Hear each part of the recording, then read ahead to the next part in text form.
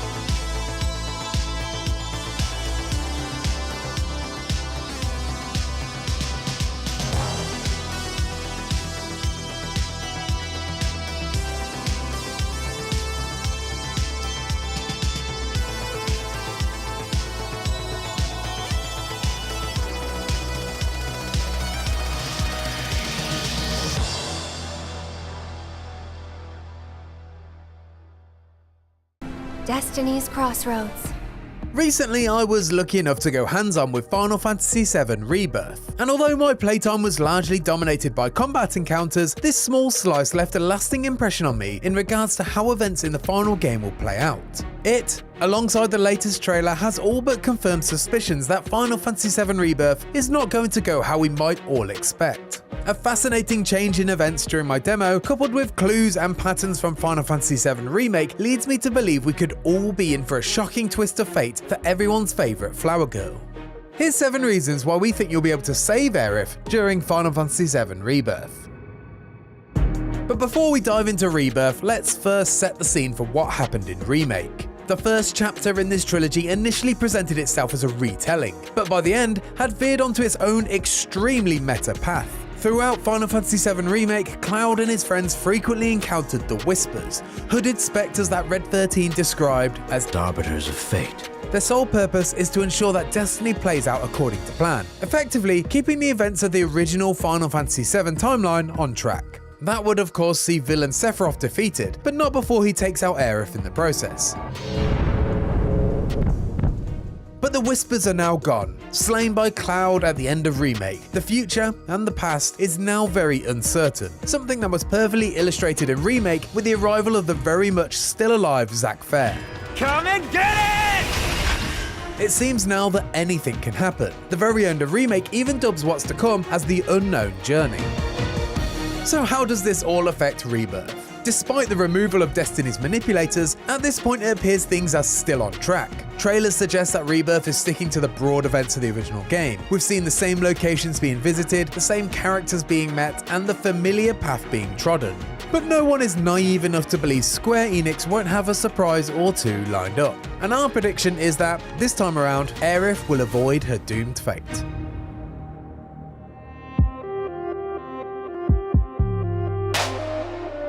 The events of Rebirth begins as the party leave Midgar and will end in the Forgotten Capital. Creative director Tetsuya Nomura recently confirmed this to the PlayStation blog, noting that the Forgotten Capital is where the greatest fate of Final Fantasy VII awaits you. He is, of course, talking about the moment where Aerith is killed by Sephiroth. Producer Yoshinori Kitase also noted in a statement that we know fans are dying to see one scene in particular, all but confirming that Aerith's death scene will be a part of Rebirth. Or will it?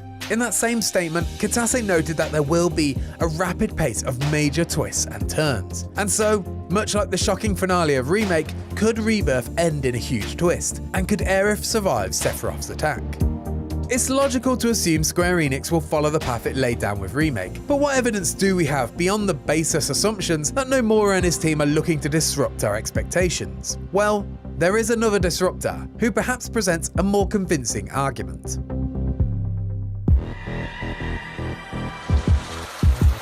In Remake, it's more than heavily suggested that Sephiroth knows the events of the original Final Fantasy VII. Basically, he knows he's doomed to be stopped by Cloud. To arrange his own victory, he needs to change the timeline. We saw him attempt this previously when he tried to kill Barrett, but the Whispers stepped in to keep destiny in order. And so, that's why Sephiroth coaxed Cloud and the party to challenge fate. With the Whispers defeated, Sephiroth is now free to walk a new path and avoid his own defeat.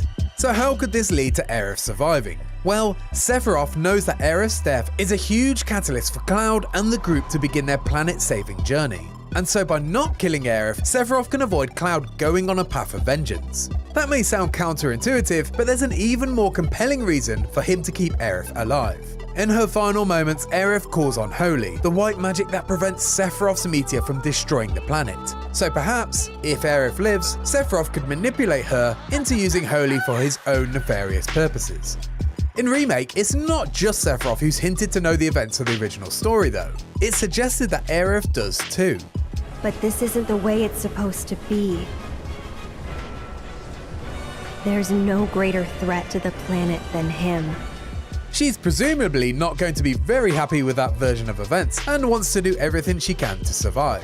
It may be that Rebirth is a battle between heroes and villains who already know the path of destiny, with each trying to do everything they can to twist a new fate into something that benefits them. Aerith knows her sacrifice eventually leads to Sephiroth's defeat, and so it seems likely she'll need to formulate a new plan in which she can both survive and ensure his demise. Perhaps we'll be in for a story in which Aerith calls Sephiroth's bluff, coaxing him into a false sense of security by staying alive, then thwarting his plans in a way that adds a brand new story layer to this reimagined version of Final Fantasy VII.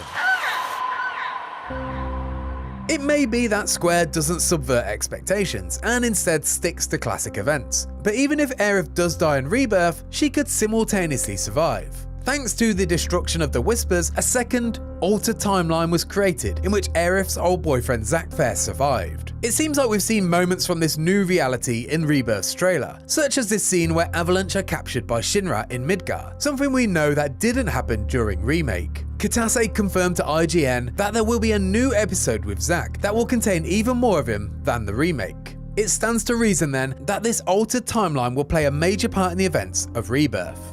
With Zack alive, Cloud won't be able to assume his false identity and fall down the soldier rabbit hole. And so perhaps it's Zack, not Cloud, who joins Avalanche in this reality. And from there, perhaps this version of the party's journey completely avoids Aerith's tragic fate. Maybe all it took was for Zack to survive and to secure a more hopeful future for Midgar's Flower Girl. We know that we're going to see two timelines play out in Rebirth. It makes sense that one will feature more radical changes than the other. Perhaps we'll see two fates for Aerith, and a story that makes it clear which path of destiny is the most important for Midgar's Flower Girl to tread. Perhaps Zack's timeline will be the one with the most changes, but my hands-on showed that the regular remake timeline will continue to undergo several key alterations. When I arrived at Junon, the classic bottom swell boss that attacks Priscilla on the beach has been reimagined. In Rebirth, the boss, now renamed Terror of the Deep, is actually attacking Yuffie instead. This location is now where Cloud and the party will meet the Materia thief for the first time, which is entirely different to how Yuffie is recruited in the original game. If the events at Junon are now different, then there's every chance that the events at the Forgotten Capital will be too. When discussing the Final Fantasy VII Remake project, it's important to remember that the name Remake has a double meaning. It doesn't just refer to Square Enix remaking an old game for a modern console. It also symbolizes the character choosing to remake their own destinies. The Final Fantasy VII timeline has literally been remade, and so it should be assumed that the name Rebirth will also represent multiple concepts. In an interview with IGN, Katase explained that the name was thought of as the next iteration that also kind of encapsulated this sentiment of reimagining or recreating. That explains the development side of the title then, but what about the in-game meaning? A resurrection could also be considered a rebirth. Perhaps then, just like Barrett, Aerith can be resurrected. During his final confrontation with Cloud in Remake, Sephiroth delivers a cryptic message. 7 seconds till the end. Time enough for you, perhaps. But what will you do with it? Let's see. It's a confusing monologue, but it could well be another piece of evidence that points towards Sephiroth knowing his future. During the Forgotten Capital events of the original game, it takes exactly 7 seconds for Sephiroth to fall from the sky and impale Aerith with his sword. And so it seems like Sephiroth is taunting Cloud. He'll just have 7 seconds to intervene and save Aerith. Will Cloud ever learn what Sephiroth meant? Will he have time to formulate a plan to prevent Aerith's death? Do those 7 seconds definitely refer to this climactic moment? I guess we'll have to wait till Rebirth to find out.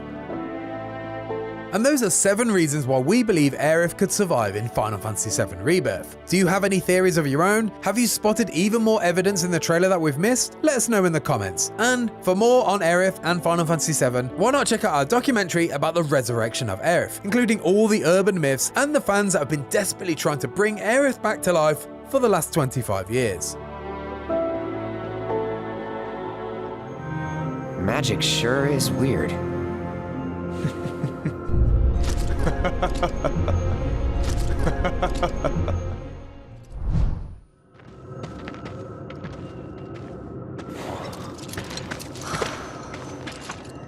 A Mako spring.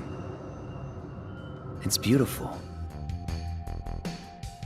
Yeah, but if we keep using Mako to power our homes, springs like this will disappear, right?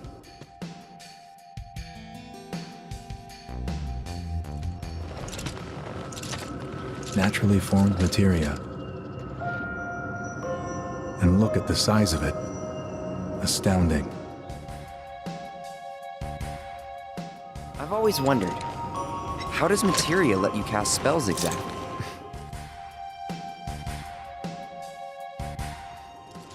How did you ever get to be a soldier? To put it simply, the knowledge of the ancients is sealed within each orb. That knowledge not only connects us to the planet, it allows us to tap into her power. That's how we can use magic. Or so they say. Really? Magic sure is weird.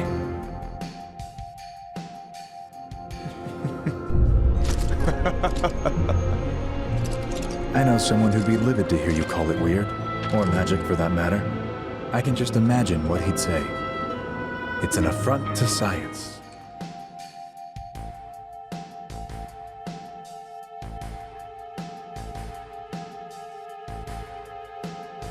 Who? Hojo from Research and Development. His predecessor was a great man, but him, he is anything but.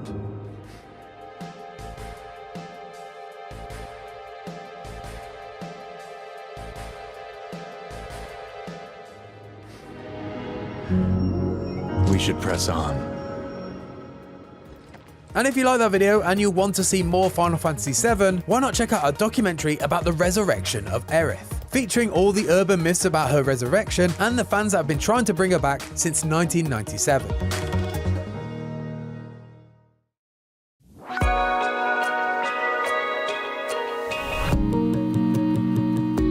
I did not think for a second I was going to be impressed by the PlayStation Portal, Sony's small screen remote play solution for the PS5. With remote play already working great on tablets and phones, and controller solutions like the Backbone designed specifically for playing console games remotely, the Portal seems like a solution to a problem no one had. Why spend $200 on a single-purpose device when there are much cheaper solutions already available? And yet, after spending time with the PlayStation Portal, I gotta say, this thing rules. That's not to say I wouldn't change anything about it. In fact, it has some missing features that make me scratch my head, but initial skepticism has been replaced by enthusiasm.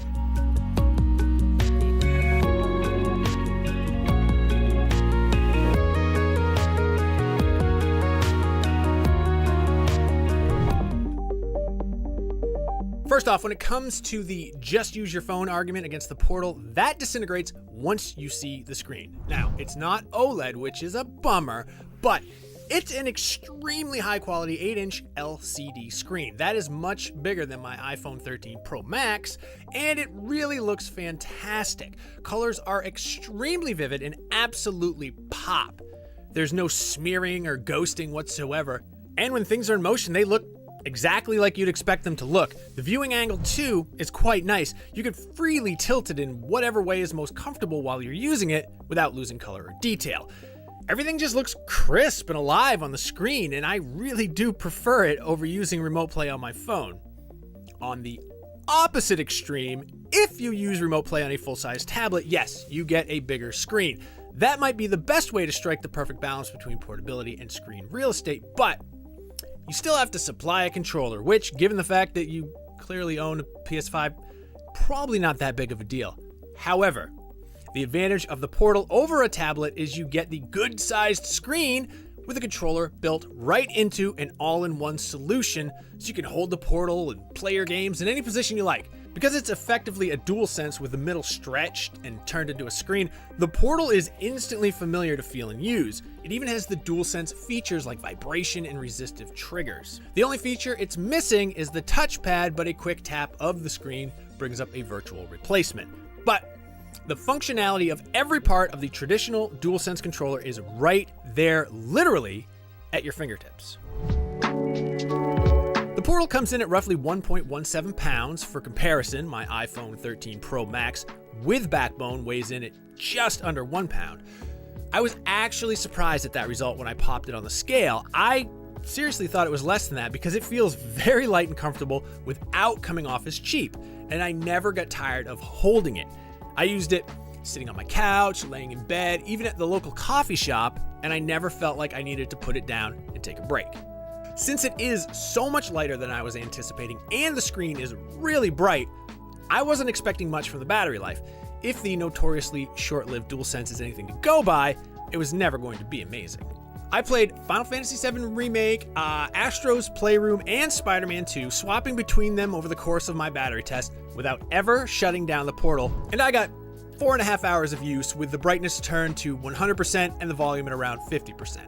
The Nintendo Switch OLED gets roughly the same battery life under ideal conditions, and the portal easily beats the Steam Deck, which often struggles to hit 2 hours.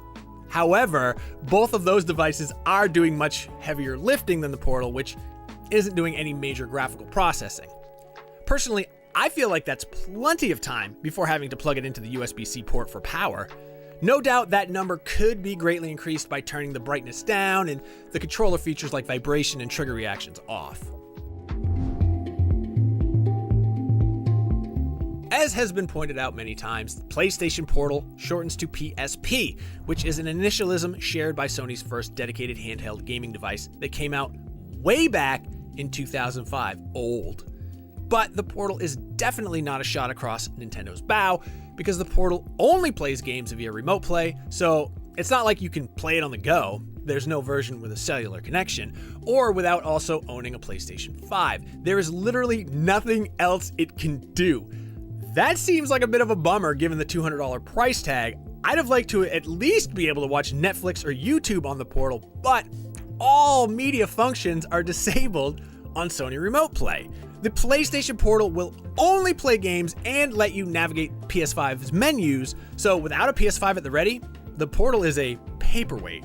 It's also completely bonkers that this thing doesn't have Bluetooth. If you want to listen to your games without everybody in the room hearing them along with you, you're going to need either a wired headset, which sucks, it's 2023, or you'll need one of Sony's proprietary PlayStation Link compatible headsets or earbuds, which also sucks. Add to the suckiness the fact that those earbuds and headset aren't even out yet. Hey, but don't worry. The earbuds come out December 6th. Oh wait, but do worry, because they cost $200 on their own. Wait, actually, the next Pulse headset is $149, so that's a little bit of a savings. But oh no, they don't come out until the end of February 2024. What the hell, Sony? At least this problem has an expiration date, unless you don't intend to buy the Sony headphones. But it's gonna be frustrating for early adopters. I really cannot understand why Sony didn't include Bluetooth. If it's a cost-saving measure, it's a bizarre one, given there's still some kind of chip in there broadcasting Sony's sound tech, so I don't think that's the case. Plus, Bluetooth is super cheap and it's in everything. My shoe has Bluetooth. It's made all the more frustrating by the fact that the single worst part of the Portal is its built-in speakers. They sound flaccid and underpowered with little in the way of audio range. I do appreciate they are stereo speakers, and in games that use stereo effects, it is actually noticeable. But otherwise, the sound is really underwhelming, and at full volume, it sounds blown out. My phone's speaker sounds better, and hey, I can pair my phone to my Bluetooth headset. Setting up the Portal is extremely easy. You just need to make sure your PS5 is set up for remote play first, then you power on the Portal, connect to Wi-Fi, wait for it to download the update and restart, then wait for it to apply the update and restart again, and then follow the prompts to pair it to your PlayStation 5. Okay, yes, that sounds like a hassle now that I say it all out loud, but it's not like you can mess it up, and it's a process you only need to do once. The other thing you need to do is make sure your PlayStation 5 is in rest mode and not completely powered down, or else it won't turn on and connect when you pick up your Portal. The first time I connected, it took a few moments to find my PlayStation 5, but when it did work, it worked flawlessly. It's so cool to be able to use my PS5 in what is otherwise a completely normal way, but on a bright, beautiful, portable screen. The first game I played was, of course, Marvel's Spider-Man 2, and my initial worry was, some of the text would probably be too small to read, but the 8-inch screen proved to be just big enough to see everything, even the smaller text. I hadn't actually gotten around to playing Spider-Man 2 yet, and it turned out to be an awesome showcase for the Portal. The smaller screen obviously minimizes the scale of the earliest boss battle, but for being able to play while lying down on my couch, I'll take that trade. I also played NHL 23 and found it incredibly fun on the small screen as well. Didn't have any issues with text or menus, although a little hard to see some of the action around the net on that 8-inch screen. If you've used Remote Play before, you know the single biggest bottleneck in performance is the quality of your Wi-Fi signal. I have a decent Wi-Fi router, yes, it's the one provided by my ISP, okay, and never once did the signal drop out while using the portal in my living room. However, in both Spider-Man and NHL, there was a noticeable drop in frame rate in moments where the action got really fast, although it was very brief. Occasionally, I'd spot the resolution drop down for a tick or two, but again, that was only during the fastest and most heated parts of the games. The only time the stream really struggled was when I was downloading a game. I wanted to test the Portal's battery life against Astro's Playroom's awesome DualSense controller features and went to re-add it to my library. Since my PS5 is connected wirelessly, the added bandwidth of a game download brought Remote Play to its knees, even losing connection once or twice before picking it back up again. Once the download was completed, everything returned to normal. Moving away from the router to my bedroom, where I have less than stellar Wi-Fi coverage, the problem got pretty bad. It was no fault of the Portal, it was wholly because I haven't set up enough access points to give it a good enough signal. At this point, I had switched to playing Final Fantasy VII Remake exclusively, and there were occasions when the streaming buffer was working so hard, the resolution drop made text completely unreadable. The moral of the story is that if you're planning on getting a PlayStation Portal, you should make sure your household Wi-Fi coverage is in top form anywhere you're going to want to play it. Sony also recommends you have a 15 megabits per second or greater connection for best results, but the minimum requirement is 5 megabits per second. After establishing the Portal works great in most of my house, I packed it up and took it to Dunkin' Donuts, which as a New Englander, I am required by law to visit at least once per month. I'd hoped to test its performance on public Wi-Fi, but this was a total bust. Dunkin', like many chains, airports, libraries, hotels, and other locations offering guest Wi-Fi, requires you to visit a website and acknowledge its terms of service before allowing you onto their network. And the Portal has no web browser to allow such an interaction. That is a huge bummer because pretty much any place you'd want to use it outside your house is going to require that initial login page. This seems like something that could be handled in a future update, but for now, you are out of luck. However, one of the locally owned coffee shops in my town has free Wi-Fi with no such requirements, so I took the Portal in for a cup of coffee to see if it worked as advertised.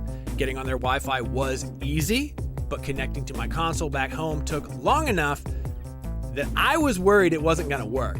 But once it did, it worked incredibly well. In fact, it worked almost as well as it does at my house when both devices are on the same network.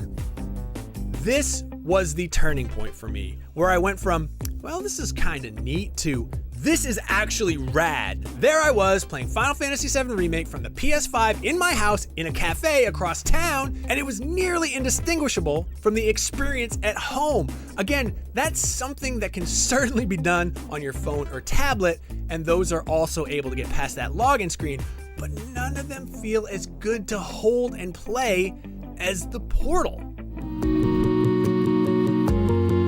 The PlayStation Portal is the most surprising device I've ever come away from loving after going in loaded with skepticism. It's such a better experience than using your phone with a slap-on controller, and it works so much better than I was anticipating.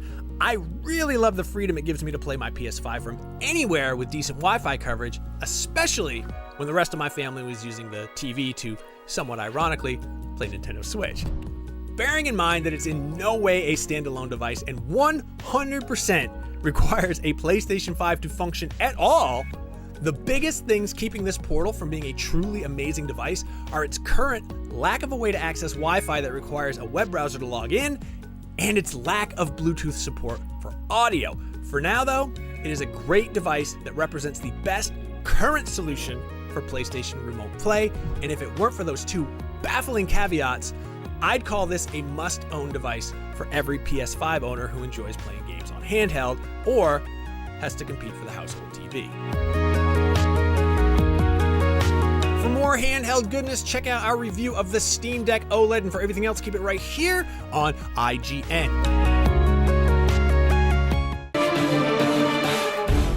There are tons of remakes being made these days, but what does that word really mean? Well, lots of things.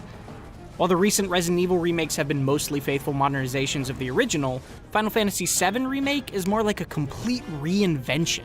It boldly swaps the traditional turn-based combat of the 1997 original with exciting real-time action, and expands the first act of the classic story into a full game by adding dozens of hours of character development and world building. And also a bit too much filler. It may not be a perfect reunion, but with or without nostalgia in play, this is still a great JRPG in its own right.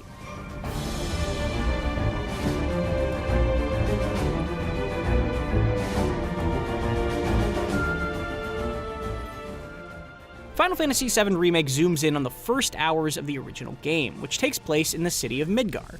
Here, Cloud Strife and his freedom-fighting allies battle the evil Shinra Corporation that run it, and that conflict has been stretched into a campaign that took me more than 33 hours to complete.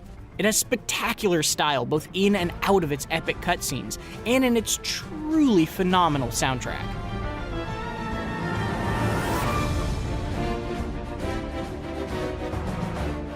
As a big fan of the original's turn-based battles, I was thrilled to find that Remake's revamped combat still proved to be endlessly engaging. Flashy basic attacks charge up things called ATB bars, which then let you use your team's unique weapon abilities, equipable spells, and items from the comfort of a slow-motion menu. It's extremely different, but there's still a tension to every choice that truly reminded me of the original's frantic decision-making moments. And you can't just mash square. Part of that is because filling up an enemy's stagger gauge will make them take extra damage for a time. We've seen that in games before, but the clever twist here is that every enemy staggers in a different way. Learning those differences kept combat fresh the whole way through. That variety is a big part of why its epic multi-phase boss fights are so incredible too.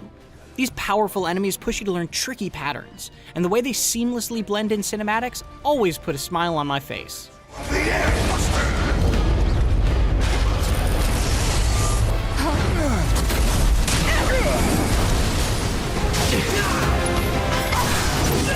You have a massive amount of flexibility in your party management thanks to role-defining materia orbs and upgradable weapons.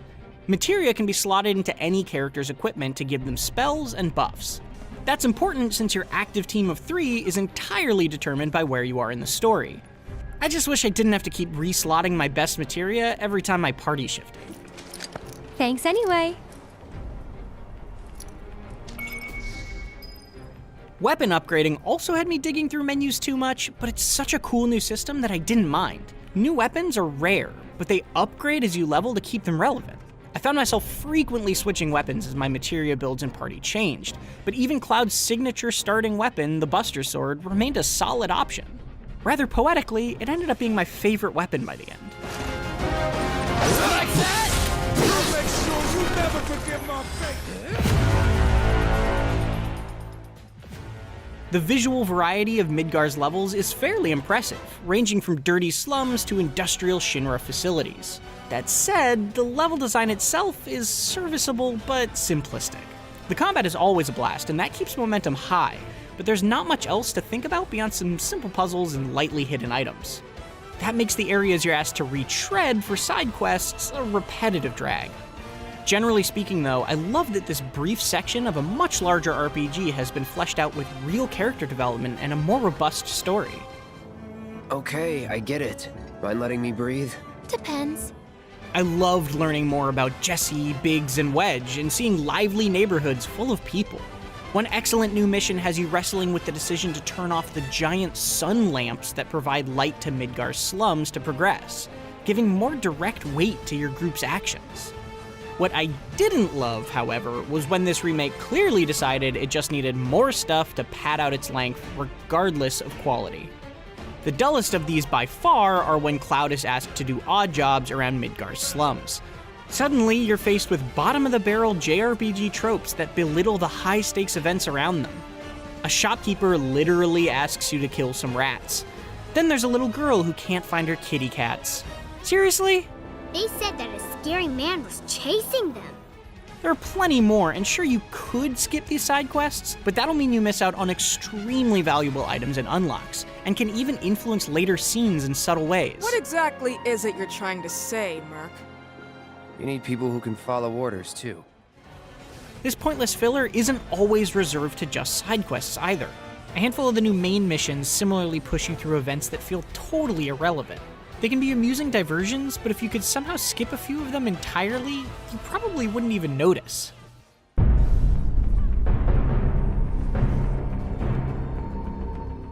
Square Enix has generally done a great job of making this originally brief Midgar section feel like a bigger story, and showing things like Cloud's cold Merc heart warm over time gives vital character development to a part that didn't have much in 1997.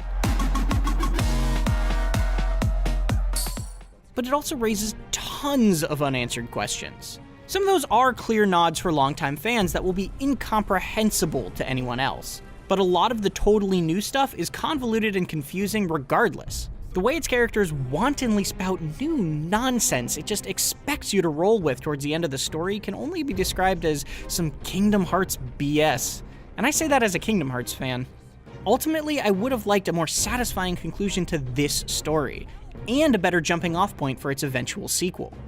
Thankfully, reaching the credits does unlock a hard mode and a chapter select, allowing you to easily return to any area with your current equipment. Filler or not, I do plan on diving back in to tie up some loose ends, or just throw some darts.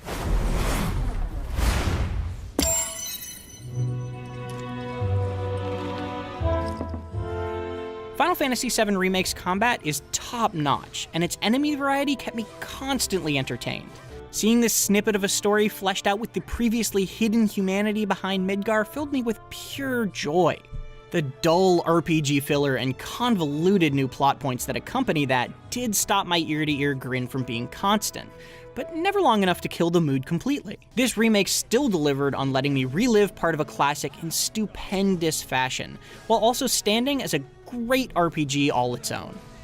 Be sure to head over to IGN.com and read our full written review of Final Fantasy VII Remake. Also be sure to check out some of the new cutscenes compared to the original, or watch the first 15 minutes of gameplay. And for everything else, keep it right here on IGN.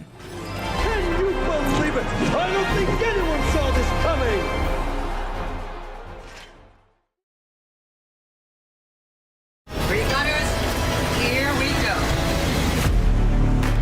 Sony had a curious 2023. The PlayStation 5 had blockbuster console exclusives, such as the superb Spider-Man 2 and the flashy Final Fantasy XVI. It also saw the release of the PlayStation VR 2, an impressive piece of virtual reality tech, but one barely supported by a games library. Long-term PlayStation man and current CEO Jim Ryan also stepped down, with his full-time replacement yet to be named. So, what will 2024 have in store? There are plenty of exciting games to look forward to, as well as a good deal of mystery. Let's take a look at what we know is coming next year, as well as theorize as best as we can about what surprises might be in store.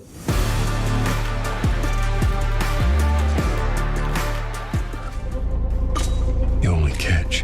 What are you doing in here? You're a killer. Nothing like 24 hours of emotional turmoil to wash those winter blues away. January may well signal the start of a new year, but Sony is doing its best to make us question exactly what year it is with yet another The Last of Us re-release. The Last of Us Part 2 Remastered is the PS5 version of the critically acclaimed sequel that comes with graphical improvements, previously cut lost levels, and a whole new roguelite mode titled No Return. It's not necessarily a huge splash to kick the year off with, but there's set to be enough new stuff in there for The Last of Us fans to enjoy when it arrives on January 19th. The world's ending. At least, that's what everyone's saying. From remaster to remake / reimagining, now with Final Fantasy VII Rebirth. The second installment of Square Enix's Return to Cloud's adventure is scheduled to land on February 29th. Taking us outside the walls of Midgar, Rebirth promises another helping of stellar RPG action that's set to honour the original's beloved cast of characters and unique locations, yet tease us with the different turns it may take on that journey. Just before that though, is console exclusive Helldivers 2, which is coming on February 8th. A third-person squad-based shooter, cooperation will be key as you look to blast away monstrous alien threats from every corner of the galaxy. Pacific Drive is set to skid onto our screens on February 22nd. An atmospheric survival game with a twist, it's a first-person driving game that takes you around an eerie Pacific Northwest as you aim to dodge the metal monsters that lurk in its woods and escape for good. Rise of the Ronin swiftly follows a bumper February when it launches on March 22nd. Team Ninja brings its Ninja Gaiden and Neo action heritage to this stylish sword-slashing RPG that takes place during one of the darkest parts of Japanese history. A fleeting moment can feel like a lifetime for those caught in its deadly rhythm. And believe it or not, that's actually all of the PlayStation console exclusives we have release dates locked in for. But that's not to say there aren't others coming in 2024. Among them is the eagerly anticipated Silent Hill 2 remake. Being developed by Bloober Team, hopefully it won't be too long until we see Pyramid Head and the gang again soon. Then there's Stellar Blade, which was meant to have released in 2023. Seemingly taking cues from the likes of Nier Automata and Bayonetta, this Korean open-world action RPG is set to offer ferociously fast combat in a sci-fi setting. Concord is a PS5 console exclusive from Sony's newly acquired Firewalk Studios. Very little is known about this multiplayer shooter apart from a colourful teaser shown off in the summer, but with Bungie pedigree at the studio, it's one to definitely keep on your radar. Ubisoft's Foam Stars is exclusive to both PS4 and PS5 and looks set to give Sony their very own rival to Splatoon. The team-based bubble shooter looks set to be a good time, with enough interesting tweaks to make it stand out from its squid-like cousin. And if the colourful chaos of Foam Stars looks like too much fun to you, then why not check out the excruciating looking Baby Steps? I mean that in the best way possible. From the creative minds behind indie darlings Ape Out and Getting Over It, the physics-based gameplay looks hilariously frustrating as we help one man in a romper suit across a terrain desperate to trip him up at every step.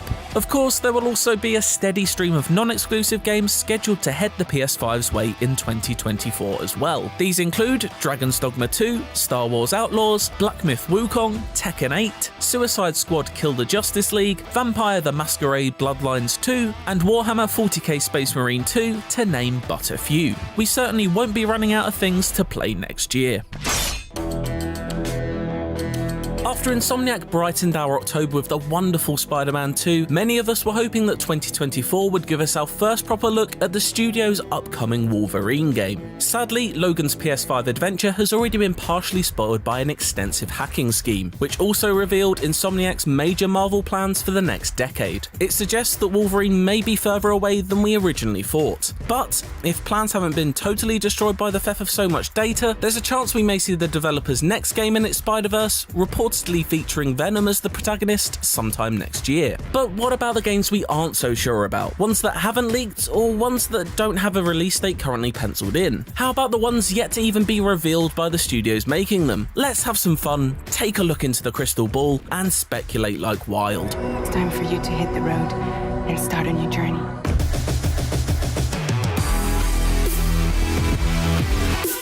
We know Death Stranding 2, or just DS2 as it is currently named, is on the way. Will it come out in 2024? Who knows? What we do know is that Hideo Kojima's attention will be split between the post-apocalyptic sequel and his freshly revealed OD. But seeing as DS2 got a much more developed trailer a year prior to the Xbox exclusive, we can infer that it could be out ahead of it. However long until DS2, it certainly won't be as long a wait as fans of the 1994 shooter Marathon have endured. Bungie's first team up with Sony since their $3.7 billion acquisition is to revive Marathon's long-dormant sci-fi gunplay in the form of the currently fashionable PvP extraction shooter. Apart from knowing it's set in the year 2850 and a glimpse at the beautifully designed trailer hinting at strong art direction, we really don't know much else. It would be a huge surprise to see it in 2024, but we can dream. You want to know about us?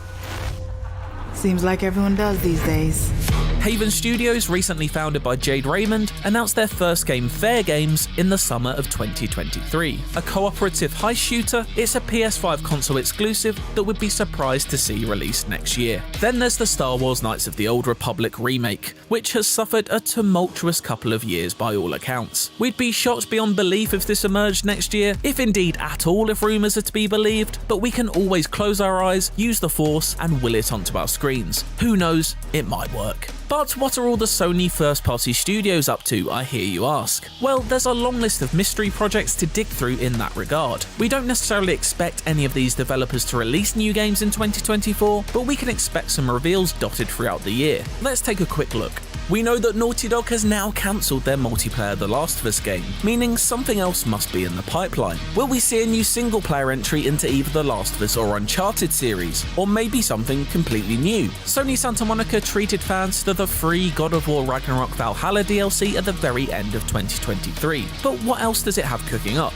It's been over 3 years since Ghost of Tsushima took us to feudal Japan. Will Sucker Punch return for a sequel, or perhaps treat us to something new again? What have Returnal developer Housemarque got up their arcade shooter sleeves next? What next for Days Gone developer Sony Bend? Will Bluepoint Games reveal another fantastic remake or surprise us with an original project? What wonderfully creative place will the recently reorganised Media Molecule take us to? Will Astrobot finally be released from his shiny white-walled PS5 prison and be allowed to play with the rest of us? Give that little guy another platformer, please. On one hand, it's frustrating to not know exactly what we'll be playing for most of 2024, but on the other hand, it's exciting, and I for one can't wait to find out what adventures these PlayStation studios and more have waiting for us next. With the launch of the PSVR 2, a new slimmed-down PS5 model, the PlayStation Portal, the DualSense Edge controller, and the PlayStation Access controller, it was certainly a busy tech-filled 12 months for Sony. That means we wouldn't be surprised if 2024 was a quieter year when it comes to new hardware, but that won't stop us from speculating. The PlayStation 4 Slim and Pro were released 3 years after the launch of the original PS4. We've just hit that point in the PS5's lifetime, and have received the equivalent of the former of those redesigned consoles. That means it wouldn't be out of the realm of possibility to see a PS5 Pro pop up sometime next year. Although we might not have seen the current model pushed to its limits just yet, we all know we watched that GTA 6 trailer and thought to ourselves, Rockstar's gonna make my PS5 sound like a jet engine, isn't it? With Rockstar's latest slated for a 2025 release, perhaps a souped up PlayStation 5 hitting store shelves towards the end of 2024 would make for logical timing. Apart from that, it's all pure guesswork. What new tech innovation or fresh piece of hardware would you like to see from Sony? I think a controller with a battery charge that lasts more than an hour or two would be fantastic. Let us know in the comments what you think, as well as what games you're most excited about playing on PlayStation in 2024.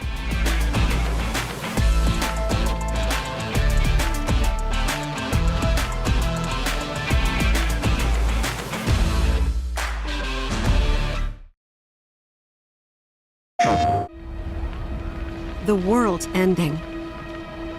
At least, that's what everyone's saying. This sky, I don't like it. Ready to fire, sir. Welcome to the New World Order. Fire! Just close your eyes and listen. Tell me you can't hear that. Her rallying cry. Planet runs out of energy. It and everything on it dies. We can overcome our fate. Am I the same as these monsters? Am I even human? Okay, we're looking for Sephiroth. Think you can find him? Oh, Sephiroth, you say? So you heeded the call too, did you? What are you talking about? As you can see, your brothers down there are having a little get-together. They're our best chance of finding Sephiroth. Yeah, I ask because I suspect they're soldiers suffering from cellular degradation. Do not be deceived. You know the truth. Trust in me. Sephiroth!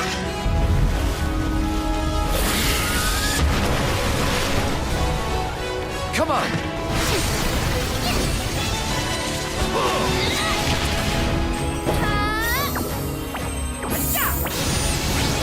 On me.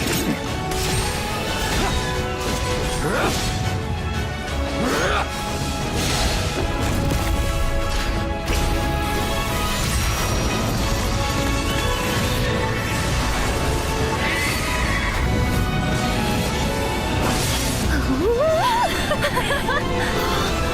Look! 「 Look! 」 Look! 「 . 」 . 」 . 」 . 」 . 」 . 」 . 」 . 」 . 」 . 」 . 」 . 」 . 」 . 」 . 」 . 」 . 」 . 」 . 」 . 」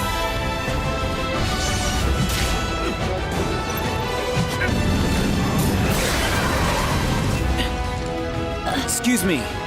Could you look after my friend? Just for a bit.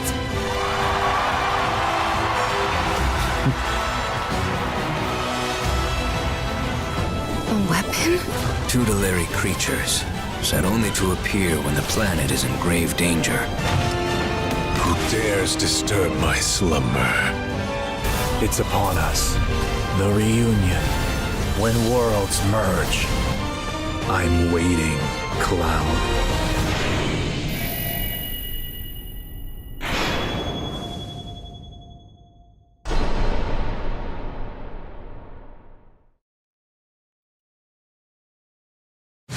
Who's ready for something electric?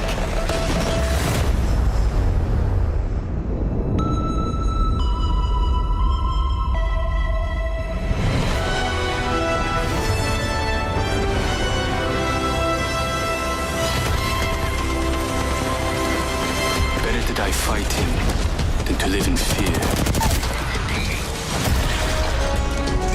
The truth is out there. Surprise.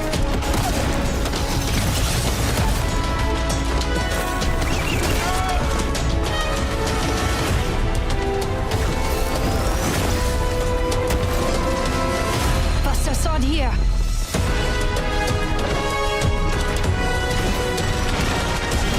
Stand for what's right, or fall for any fight. I'll make sure everyone makes it home. Checkmate. Charged and ready. You can't escape yourself. Wanna fly? Now you see me. Lights out. Howdy. We're a team. This is only the beginning.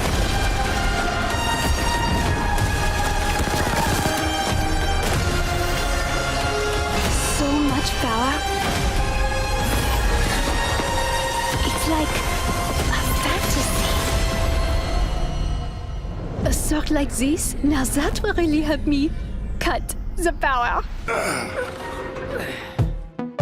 Almost an entire year after we last saw Final Fantasy VII Rebirth, we finally have a brand new trailer for the second chapter in the remake trilogy. The big closing number for Summer Game Fest gave us a huge look at the story, gameplay, and locations from beyond the walls of Midgar, and there's plenty for fans to recognise alongside some unexpected surprises. We've studied the entire trailer and compared its scenes against the original game, and these are the 7 major details that you need to know. Let's start at the end with the trailer's big finale. We see the classic scene of young Tifa approaching Sephiroth in the Nibelheim reactor, where she tries to kill him in vengeance for her father's murder and the burning of the town. Just like in the original, Sephiroth cuts Tifa down.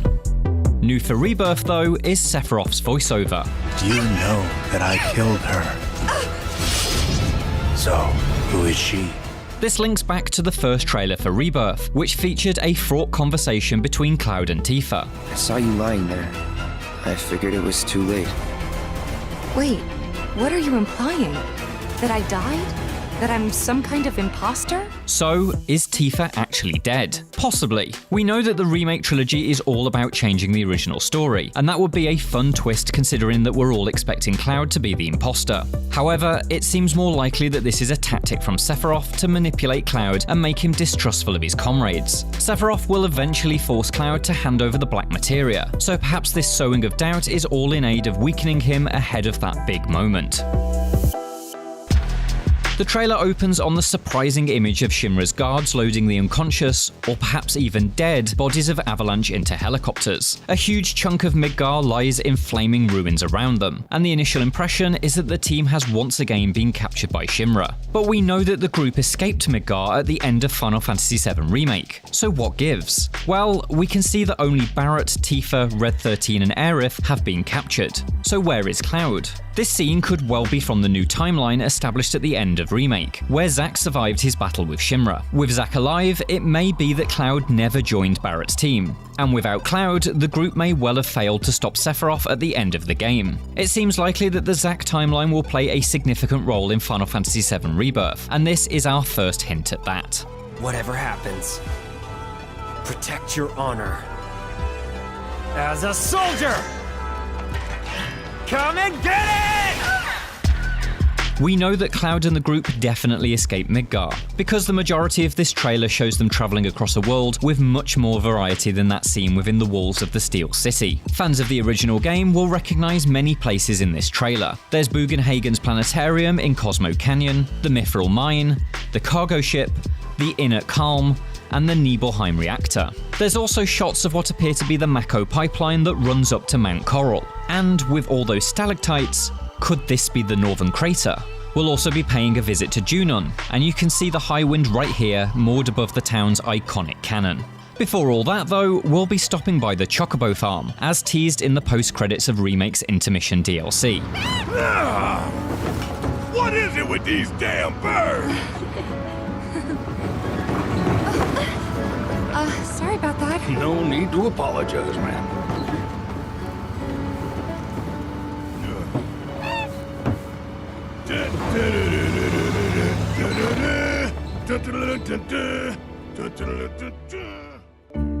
Speaking of chocobos, we'll be able to use them as mounts this time around. Now we're outside of Midgar, we'll be exploring what look like much larger scale environments, and so the added speed of a chocobo will come in handy. This HUD command makes it look like we can call upon them at any time while in the more open regions. While riding them, the contextual chocobo HUD also shows that the big birds can scent and scour, suggesting that they can be used for scouting. Perhaps there's a treasure hunting system or some kind of bounty tracking side activity. The big question, of course, is will there be chocobo breeding? Please Square, don't make us go through all of that again.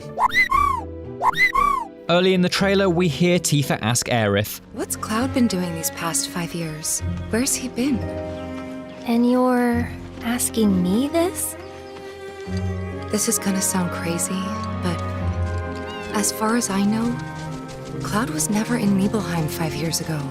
In the final hours of Remake, we were given the first indication that Cloud isn't who he thinks he is when a soldier in the Shinra building recognized him. Cloud?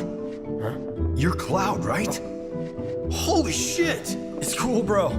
We went through training together. It looks like Rebirth will further explore Cloud's fractured memory and expand upon Tifa's perspective. We know from the original game that Cloud was at Nibelheim 5 years ago, but Tifa didn't recognize him because he was a Shinra guard wearing a helmet, not the soldier he thinks he was. What wasn't in the original game, however, was this scene in which Cloud appears as a robed Sephiroth clone, taking part in the Genova reunion ritual. Could this be Cloud's fate in the new timeline where Zack survives?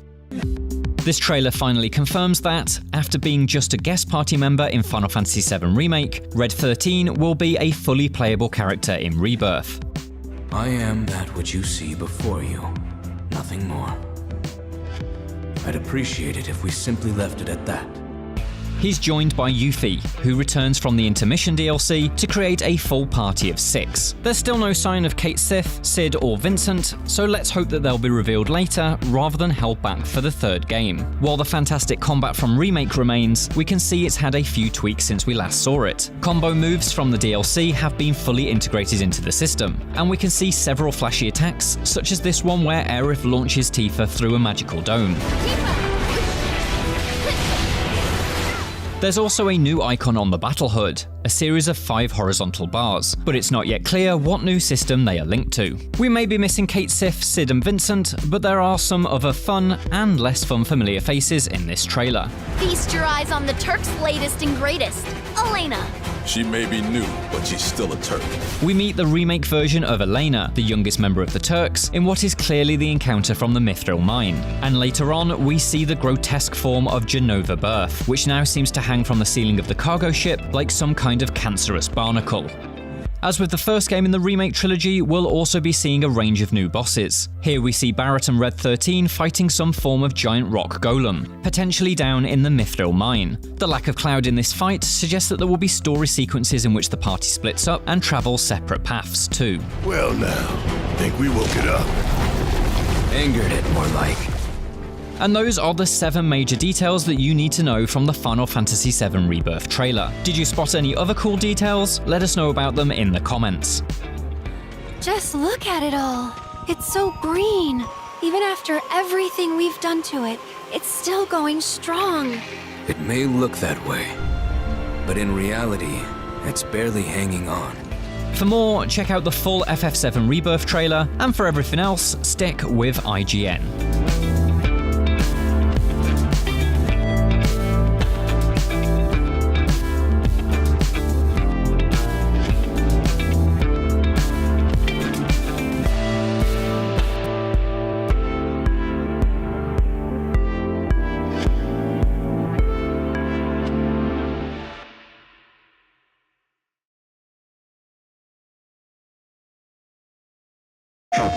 When there is so much to tell, where should I even start? With all that we saw, what we heard, what we felt, this planet of ours, destiny, our part in it. Best to start at the beginning, perhaps. Midgar, the city of Mako, ruled by the Shinra Electric Power Company, who drained the planet of its very essence, the Livestream, and processed it for industry as Mako.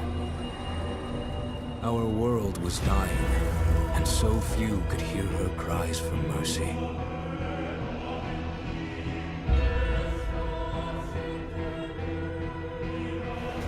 Those who could rose up in her defense. The anti-Shinra rebels, Avalanche.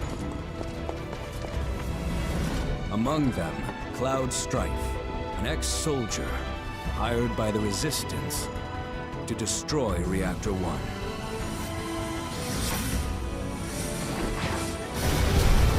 In Sector 8, amidst the aftermath of the attack, Cloud met a flower seller named Aerith. She offered him a yellow blossom.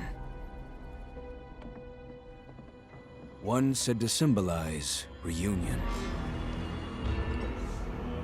And thus was destiny set in motion.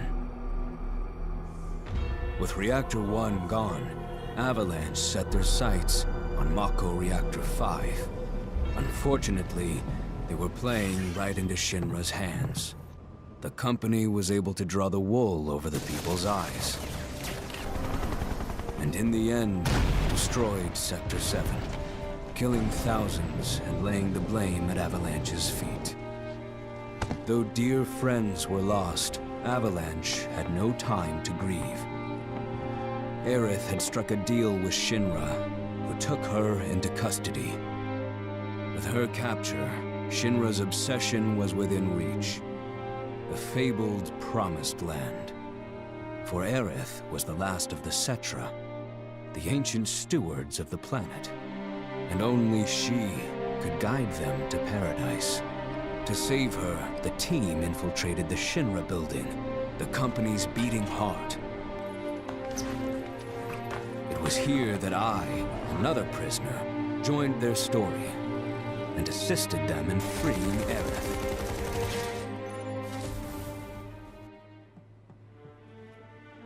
Yet during our flight, we came face to face with a man thought dead.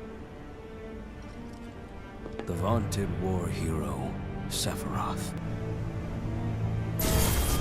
Before he could be stopped, Cloud's foe fled with the corpse of Genova, the cataclysm from the stars and the catalyst of our plight.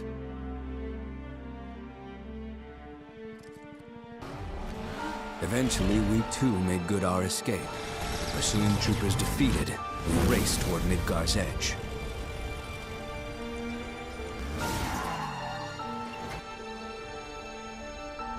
Yet Sephiroth once again intervened. Suddenly, deafening screams rent the air. Whispers, the arbiters of fate, descended upon the city.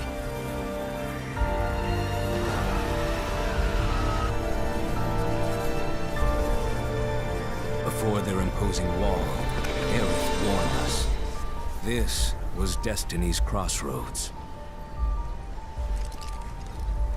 Every moment, every action, every step taken had all been as the Whispers willed it. To fight them was to break free. On the other side of fate, Sephiroth waited, the whispers undulating within him. Cloud brought his blade down upon his rival, sundering destiny. The fight won, and the shackles of destiny broken. We stood before the unknown, a world of boundless freedom. It was there, beyond where fate could follow, that a new journey began.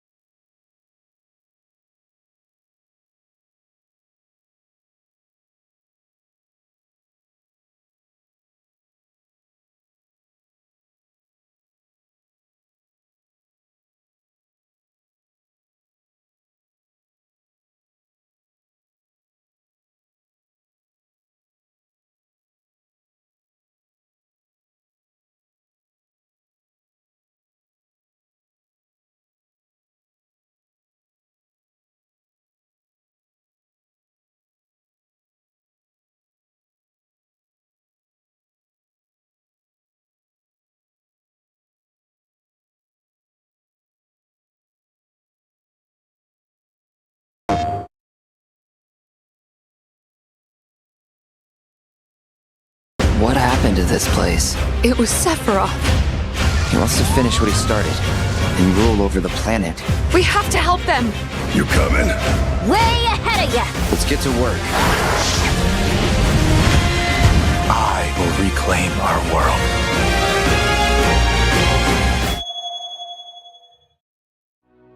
皆さんこんにちは。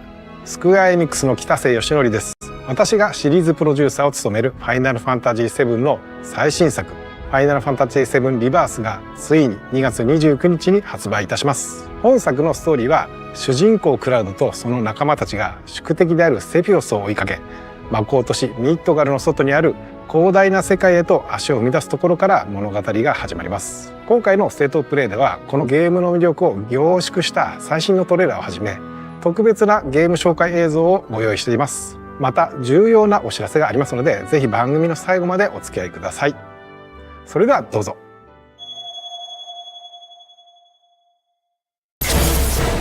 Cloud, bring me the black materia.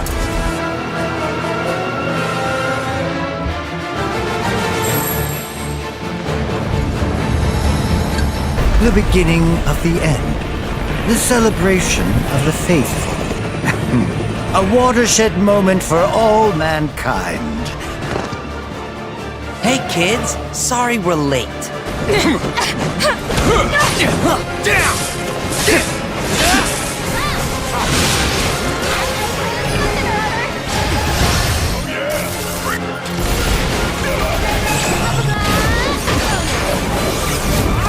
You're going to pay!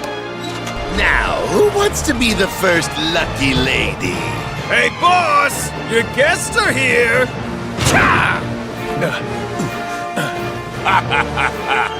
At long last, the knave returns. I refuse to be upstaged! A second time, my friend! Good, Cloud. Very good. Fill your hollow heart with rage.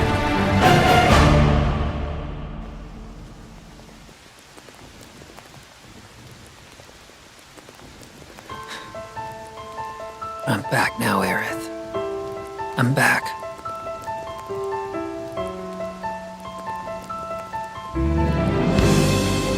ask that you retrieve it. The Black Materia, key to our oblivion. Please. It alone can liberate us from this endless dream. Passing through. You. Tifa! Whew! Hey guys! They're getting some sun too, huh? Yeah. Well, Red, how do we look? Huh? You should get yourself a reading! It's gotta be hiding some ginormous materia! Woohoo!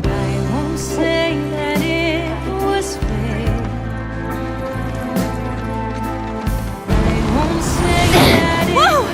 Hold this thing over right now!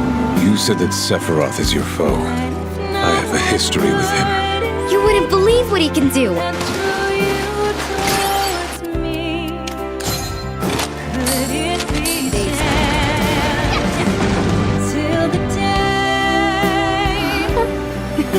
Wait, don't misunderstand. You'll need a way home.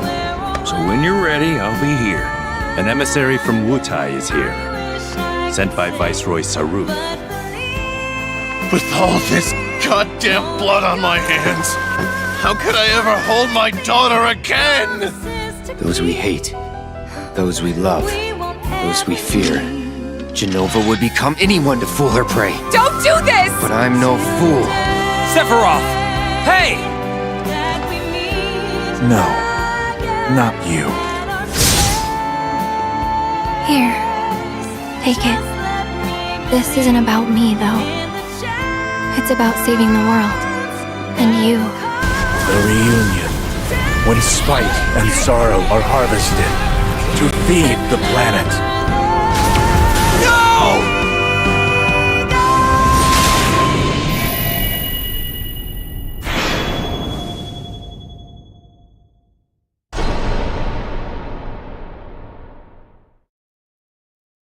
皆さんこんにちは。ファイナルファンタジー7リバースディレクターの浜口直樹です。トレーラーはいかがでしたでしょうか。ここからは本作がどのようなゲームなのか、私から皆様にご紹介していきたいと思います。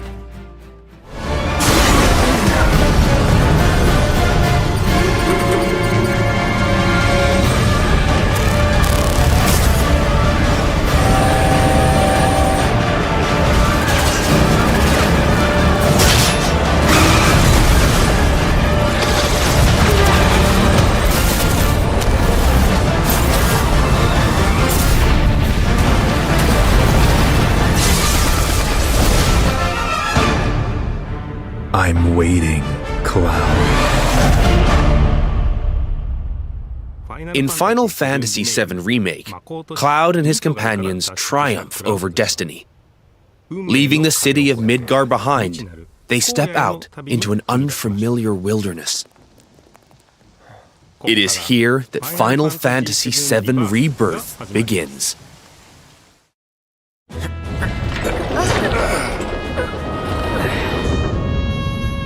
The stage upon which this ragtag band story unfolds is both vast and varied. The world is made up of multiple regions, all seamlessly interconnected. The Grasslands. Located due south of Midgard, this is where Cloud and the gang resume their adventure. The Junon region, where a metropolis by the same name overlooks the ocean, a symbol of Shinra's military might. The Karel region. The resort town of Costa del Sol adorns its northern shore, while the Gold Saucer stands as a gilded oasis above the Dust Bowl far to the south. The Gingaga region. Pay tribute to Zack by exploring his hometown, or visit what remains of the local Mako reactor. The Cosmo Canyon region. Become one with the planet as you return to Red 13's roots. The Nibel region. Take a trip down memory lane with Cloud and Tifa, or stop by Shinra Manor where Vincent rests in peace. Your adventure will even extend to the high seas. There's more to do than simply walk around, however. First, let's look at world intel. Assisting Chadley with his research will deepen his understanding of the world, allowing him to develop new materia. This research takes many forms, such as wrangling chocobos, or playing with the mooglets at their mog stools. You may also come across sanctuaries brimming with knowledge of divine entities, or lairs inhabited by fearsome, unique foes.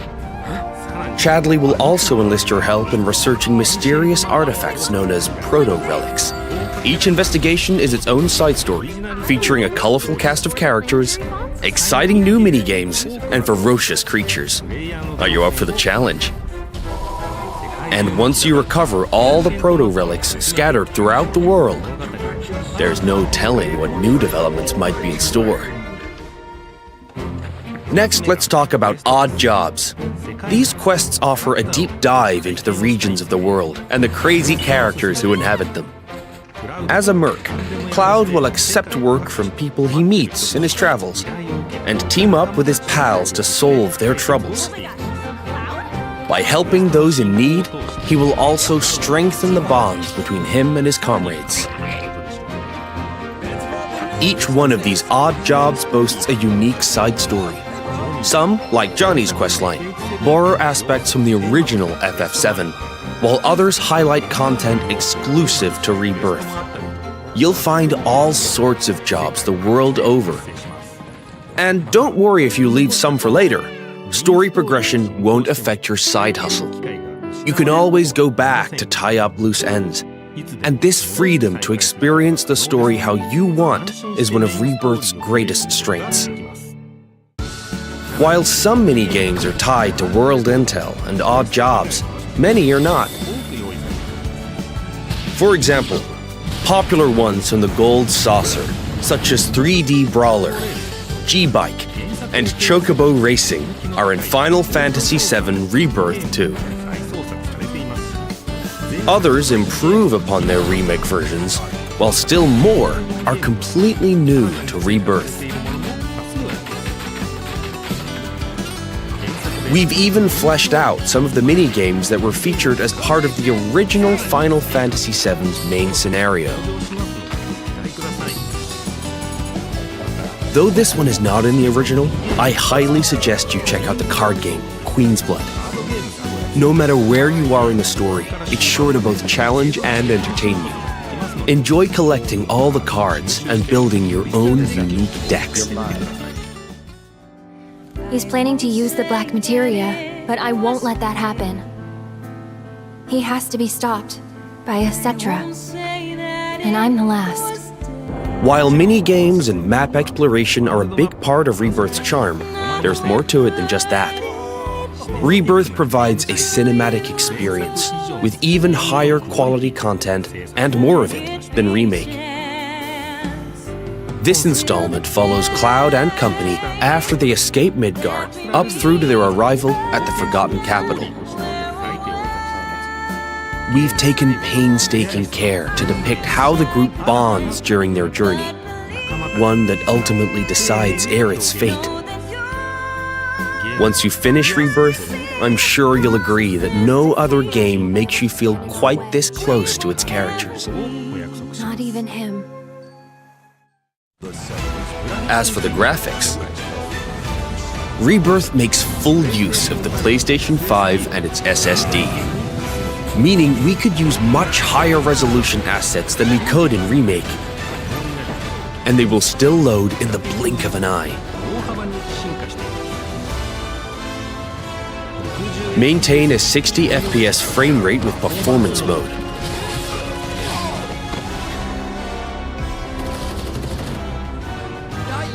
Or prioritize 4K resolution with graphics mode.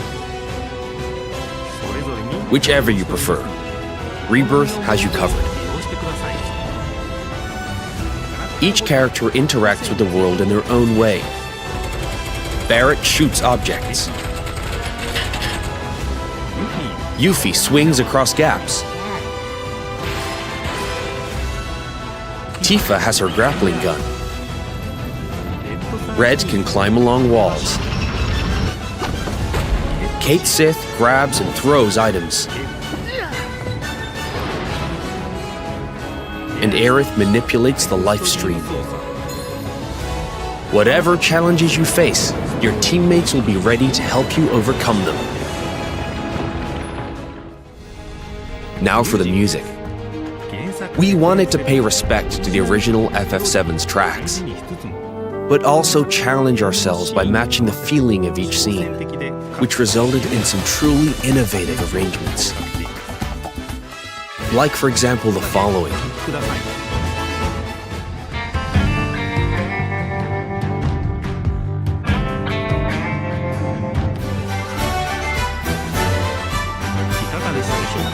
How was that? If you enjoyed what you heard, we recorded well over 400 new tracks for this game, so there's plenty more where that came from.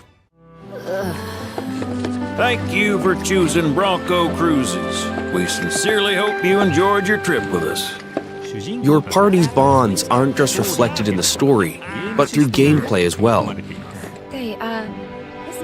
The choices you make throughout your adventure will change the way your comrades feel towards Cloud. Yeah, at least I made that promise to you. These feelings affect who will join you on a date in a gold saucer, something I'm sure many of you are excited about. In fact, even allies who weren't available in the original FF7 can now accompany you, provided you play your cards right. The saucer is packed with many incredible sights to see and things to do. So your outing there will no doubt be a highlight of the game.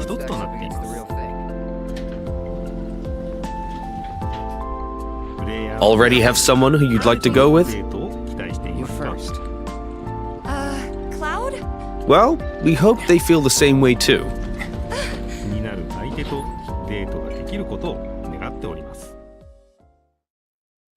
Your companions will share a bond not only with Cloud, but with each other as well.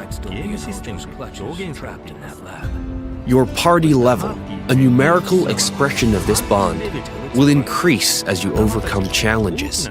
I'm going to accompany you. The higher this level, the more skills will become available in your character's folios, a mechanic new to Rebirth. By unlocking the skills etched in these tomes, your characters will grow stronger and learn new synergy commands.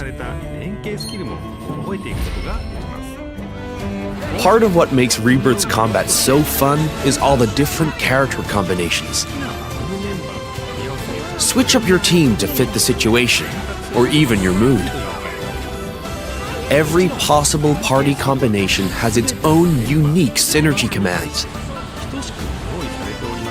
So once you find characters that work for you, focus on tweaking their skills to match your combat needs. And don't be afraid to experiment. You can reset your folios at any time. With new characters and synergy commands at your disposal, Remake's satisfying hybrid of action combat and strategic planning has been made even more dynamic and engaging. We can't wait for you to experience all this and more in Final Fantasy VII Rebirth on PlayStation 5. 本作のクリエイティブディレクターの野村哲也です。いかがだったでしょうか。広大な世界で描かれるクラウドたちの物語にどうぞご期待ください。最後になりましたが、皆様に重要なお知らせがあります。本日よりファイナルファンタジーVIIリバースを先行してプレイしていただける体験版を配信いたします。この体験版では物語の重要なポイントとなるニブルヘイム事件が収録されており、クラウドやセフィロスを操作することができます。さらに今回の体験版では発売までの間にアップデートが入り、ジュノンエリアの一部を探索できる追加デモが開放されます。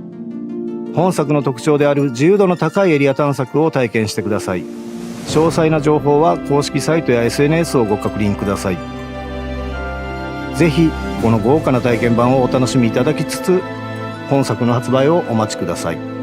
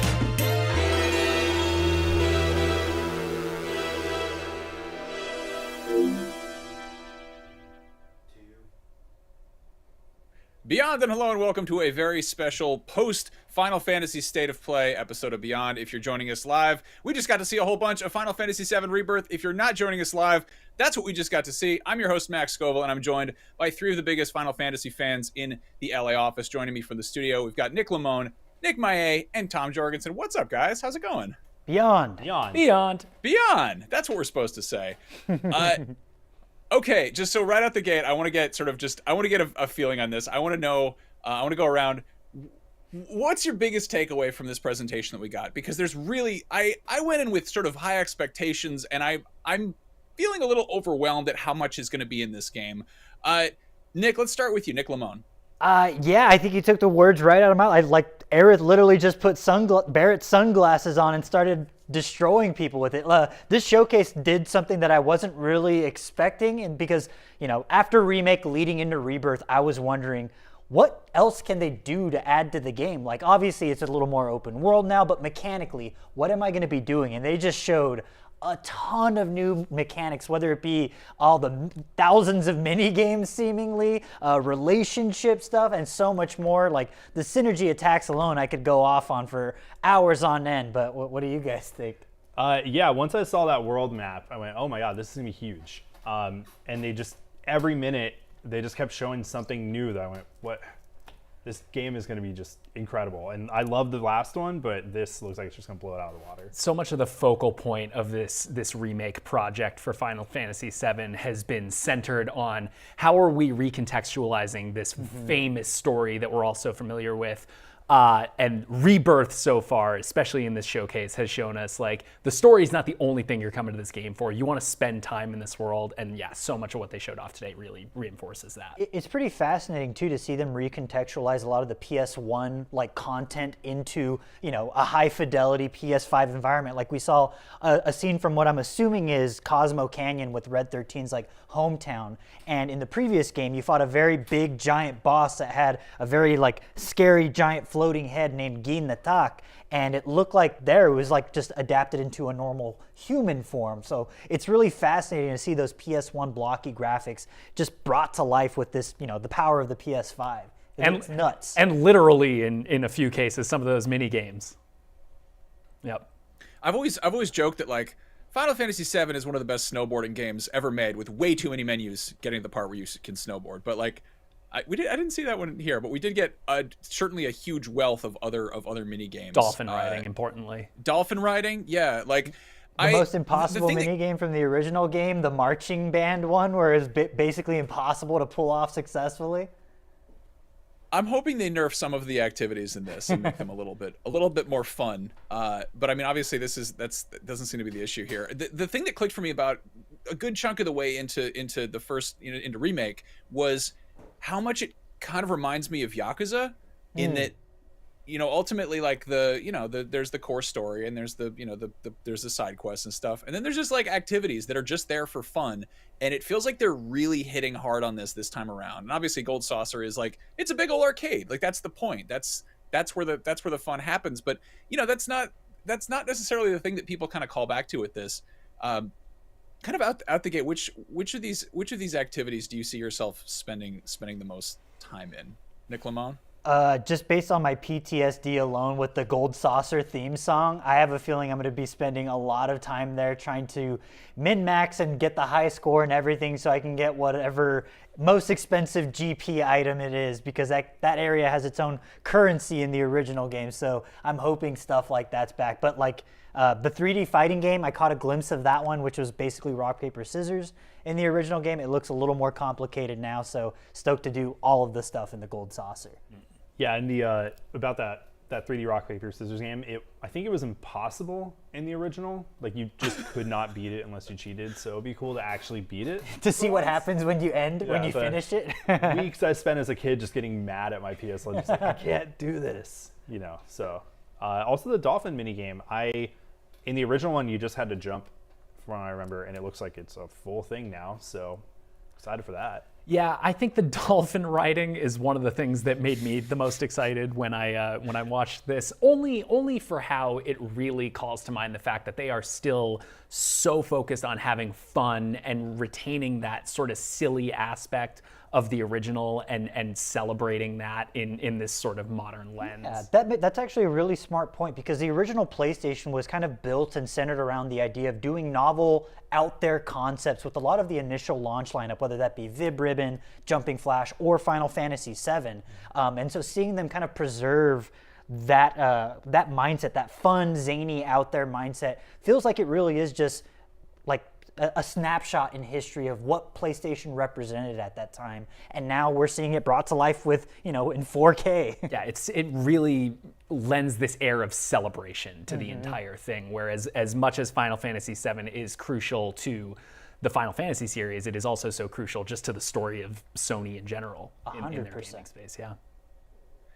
I'm kind of blown away by all the different traversal options here. Like I don't know. So with Remake, that was like a relatively short JRPG, which I know is something that some people kind of held against it. There's sort of the feeling that like Square Enix is kind of selling a full game piecemeal, trying to get us to buy it 3 times. But I'm definitely having less of that sensation this time around. This feels like they really, that was something of a prologue. That was sort of the first installment. This, just from everything we're seeing here, looks like it's going to be pretty substantially hefty. And I feel like it's going to maybe quiet some of the concerns that this is being kind of chopped up and sold off in bits and pieces. Just seeing the sheer amount of different environments we're going to be exploring, and we knew that, like, at the tail end of the PS4 life cycle, like, we knew that there's stuff that they were probably trying to do with Remake that was just impossible with that hardware, and the fact that the first, what was it, Intergrade, the first side story was PS5 exclusive, was kind of a nice hint that, yeah, this is going to be pushing things a little bit further. And I'm really stoked to just be properly getting an experience that is just going to have the PS5, cooking on all cylinders, as we like to say around these parts. But yeah, I guess I was also, I was kind of expecting, like, maybe, is this going to be another 30-hour installment? Is this going to be another, there's areas to explore, but not like a full-blown open world experience? And I certainly have less concern about that. Yeah, I was really worried that this game would be, I love Final Fantasy 16, don't get me wrong, but I do feel that game had a semi-open world, like hub-like system where there was a lot of pretty things to see, but for the most part there wasn't much to do in that world other than fight enemies. And so one thing that was really like a relief to me is all of the activities that it showcased in this showcase where it showed, the Assassin's Creed like towers to light up a region. It looks like there was like a specific thing where I noticed that you can get into an encounter with an enemy and it had like a list of objectives that you needed to try and pull off during that encounter. And I'm assuming there's a lot more to see. I heard the mention of something like finding proto relics and stuff like that. So I'm curious to see what all that is. And it looks like there's just a lot of stuff to do. It's not an empty, meaningless open world. It looks like there's some substance to it. Yeah, it looks like you're gonna, besides hunting chocobos like you did in the original one, there was like a treasure map that Cloud was holding. Oh yeah, that's right. It had like red X's all over it. Had like a crayon drawn chocobo in the corner, and it seems like there's gonna be a lot to do. It looked like you could like use your chocobo to smell around, and it would point out something. So curious to see where that goes. I will say the aspect of the open world in this game that has me the most maybe cautious is what traversal is going to actually feel like. We saw a little bit in that showcase of how it works for some characters, where it feels very point-based, where there are set points in the environment that may be, interactable. I really want to see and get a better sense of the freedom of movement that you have outside of those interaction points and how easy it's going to be to get around. Because if you're blowing out this open world concept, you really want to make sure that you feel in power to sort of move around it freely, I think. And to see to what degree they were able to achieve that is one of the things that I'm most excited for. Yeah, I know that's identifying what an open world is kind of there's room for interpretation there. And I feel like in some, I don't know, in FF15, for instance, early on, I think before they patched it, like your car could only go on the roads, which is like, I mean, that's legally probably valid, a valid assessment of cars, but also like if you get like a flying upgrade, and then if you landed it off the roads, your car would just explode and everyone would die. And I'm like, this shows a fundamental lack of understanding of why people play games where you can go anywhere and do anything.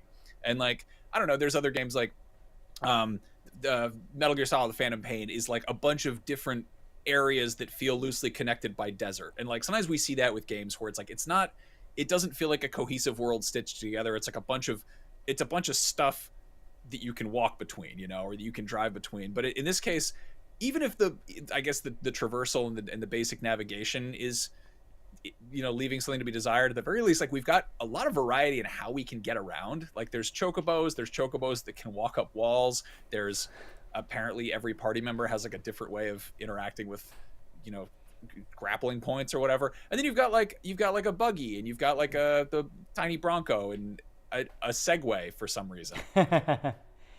Yeah, I mean, it just looks like there is a lot of ways. I think the thing I'm curious about is how it seemed to put, like, this presentation put a lot of emphasis on the fact that every character has their own method of being able to kind of navigate the environment. I'm curious if that's like, I can swap over to Yuffie whenever I want to use her, it looked like a rope swing or something like that, or if that's like going to be a, you're at the Yuffie part of the main story where you're going to play only as Yuffie. I'm curious to see if they kind of take all of those character-specific mechanics and sprinkle them throughout, or if it is just, like the Tifa infiltration of Shinra in Remake, where she does her faux Uncharted game to push a button. I hope it's handled a little better than that, because that was arguably one of the slowest, most painful moments of Final Fantasy VII Remake.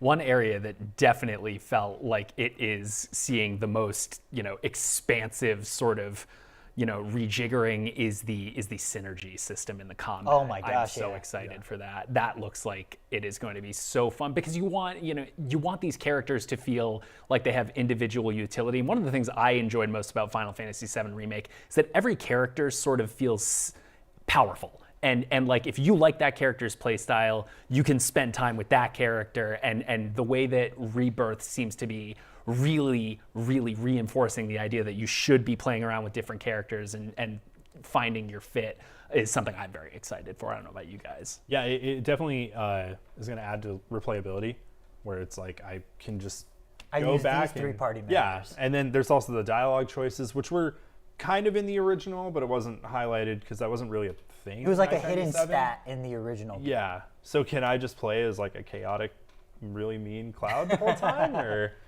it just seems like there's a lot of replayability, and definitely dive back into this one probably right after I finish it. Yeah. I like how they gave us that glimpse of like you can take your party members on a date to the Gold Saucer, and then it sort of shows like the different smiley faces over everyone's head. Can you take Red 13 on a date to a casino? Like, This is what we need to know. Well, is that legal? It said that it's characters that you couldn't previously take on a date, and I thought in the original game you could take everybody except Red 13, if I recall. Because I know I went on the date with Barrett before. I don't recall if Yuffie's available, so maybe they're adding Yuffie and Red 13. Vincent technically wouldn't be around. I mean, based on the original game, the events in Nibelheim happen after Corel Prison and the Gold Saucer. But, yeah, I don't know. They're moving things around a little bit on this project. They're probably shifting things around for the sake of, like, scope and, like, better story cohesion, because that original game... honestly, this game's probably going to be longer than the original game, because I think you could finish the original game in like 45 hours. And just based on the size of Gaia that they showed here, I don't think I've ever seen a world map that high res before of Gaia from Final Fantasy VII. So that was pretty nuts, but it looked pretty expansive. I wonder if it includes like NPCs like Chadley and those people as well. Like you can. If they have like their own relationship to Cloud as well. Johnny or whatever. A random Moog that you walk by on the street. Yeah, and one thing that I kind of noticed too in this presentation is they showed a little bit of Junon, but it looks like they're doing a pretty darn good job of kind of embellishing on a lot of the location details, because obviously when you're in the world map / open world of the original game, it's mostly just flat land with a couple rock outcroppings, and then there's your town icon where you progress the story. But in this game, it looks like they're adding a lot more detail to Junon. Like I saw like a pirate ship that was wrecked off to the side, and it just seems like it's a more lived in, authentic space, which was just really exciting to see them kind of just building on the world of Gaia a lot more, which is really, really cool. Yeah. Now this game looks like how you remember the cutscenes looking as a kid. You know, like it's totally that. Just, you know, we always like, oh yeah, like hindsight is 2020 and the rose-tinted glasses of nostalgia, but I feel like this is really using that high bar as a target. Like that's what they're aiming for, and it's kind of, I don't know, it's great. I'm really excited about this. Like it's a clearly a massive sprawling undertaking, and yeah, I mean the remake was really good, but it did definitely, you know, there were areas where it left something to be desired. It feels like this is really expanding on that. Early on in this presentation, I said something about how, like, you know, if they don't spoil stuff in the end game, is it really a JRPG trailer? You know, like is the game really coming out in 3 weeks if they don't spoil a bunch of late game stuff? And do we know officially where Rebirth ends in the grand scheme of things? Have they said that? I could have swore they said that the game ended at the Temple of the Ancients. I could have swore that there was some, like, you know, quote from Kitase that talked about, like, we're going to end at the Temple of the Ancients, which is where you, it's, you know, you see the pyramid-like structure that the Cetra belonged to. But based on what we saw in this trailer, they teased the Forgotten Capital with the whispers, like, surrounding the Forgotten Capital, which is where a very important Final Fantasy VII event happens. So, and it seems like that's what they're building up to. So I would assume the Forgotten Capital is where this game ends. But I am curious. Do we? I'm not trying to jump ahead. I didn't check the itinerary for this podcast, but do we think that this game is going to have the same major moment as the original game? I don't think it possibly can. How do you, so much, even in this showcase, so much of that narration always kept coming back to, you know, and I'm quoting, nudge, nudge. Yeah. They're calling a lot of attention to what is going to happen with Aerith in this game. And I think that it seems pretty likely that they can't just do the exact same thing that Final Fantasy VII did. That some major part of that has to change. And there was a line from the showcase that really caught my ear about Genova sort of taking the form of anybody, and Cloud sort of devolving into suspicion about, you know, who, you know, I think it was Tifa. He was getting aggressive towards Tifa with his Buster Sword. So I think that is a very interesting story point that I'm definitely going to be keeping a close eye on, because, you know, maybe Cloud swings his sword in a direction that he regrets later. Who knows? They got to explain why Zack is in the game. Yeah. and why Zack is holding Aerith outside of Midgard. Yeah, something that we've actually never seen before. Do you need two sword boys in a Final Fantasy VII game? I would lose my mind if, well, like, okay, that's actually an interesting point because they've already shown trailer footage of Cloud and Sephiroth fighting side by side in the Nibelheim chapter, right? So what if that's like a little tease that you're going to be able to do stuff like that again with another sword character? So is it possible for whatever timeline nonsense to overlap once again? Because as we saw at the end of Remake, there's very clearly two different timelines based on Stamp, which is the Shinra propaganda dog. So take a look at what that is if you don't know what I just said. I wonder it's also like they're subverting expectations. Like, this is not a straight remake. This is embellishing. This is revisiting. It has multiple definitions. It is a remake in multiple senses of the word. Yeah. I was gonna say, I wonder if you're gonna be able. Oh, sorry. No, go ahead. I was gonna say, I wonder if you're gonna be able to go into the basement after Vincent's out, and then go through a whole Zack flashback later, or is that gonna be cut out? Or Dirge of Cerberus, for that matter. Like, because I mean, Intermission already brought like Vice the Immaculate and I can't remember the other dude's name, the one with he's all bandaged up and harnessed. Nero, yeah, there you go. Nero and Vice have already been established in Intermission, so that means Dirge of Cerberus is kind of in the context here. So not kind of, it is. So how are they going to work that obscure PS2 game into this, flagship PS5 title? It's nonsense. Is a third sword boy going to show up with red hair? Too many sword boys. Yeah, does that mean Genesis is going to show up? Because again, they re-released Reunion, which is the remaster of the Crisis Core, the PSP game that was very heavily centered around Genesis. We're still using the same character model as Gak. So, like, I don't know, they probably had to pay some sort of likeness fee for using this J-pop actor's face. So surely he's in these games at some point. I don't know. I was actually thinking a lot about this today because my endpoint to Final Fantasy in general was Final Fantasy VII and Final Fantasy VII through Kingdom Hearts. I found my way in through the back door. So one of the things that I was thinking about is that this story really, this expansion of the Final Fantasy VII narrative really started with compilation of Final Fantasy VII around 2005 when Advent Children came out. Right. And that was at a time a few years before the MCU kicked off, and certainly long before the idea of multiverses really sort of took hold in pop culture. And the way that these different stories, these Final Fantasy VII stories, have sort of been cropping up in the last 15, 20 years, and the way that Square is sort of celebrating all of it within, or they have the freedom to celebrate all of it within this new project, is one of the things that got me most excited for Remake and Rebirth in the first place. To see, which am I gonna get Advent Children lore brought forward into Rebirth or whatever the third one is? Fingers crossed, because love that movie. Yep, very well said. Honestly, if I can play that cinematic Sephiroth boss fight from Advent Children as an actual playable thing, yes, I think everybody would lose their mind.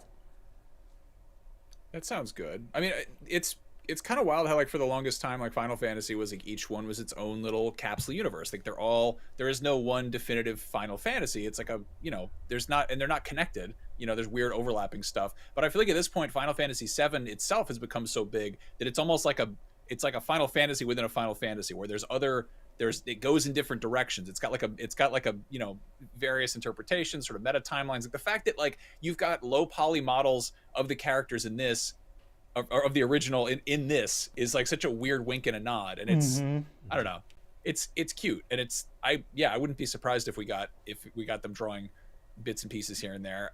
I was going to ask, obviously we've got a lot to look forward to with just Rebirth alone, but looking ahead, two questions. One, how many sort of side stories, like interstitial things, like we got Intergrade and we got the Crisis Core remake, between Remake and between this, or in this, do we think we're going to get two more installments to kind of hold the time until the third, the final end piece of Final Fantasy VII Remake project?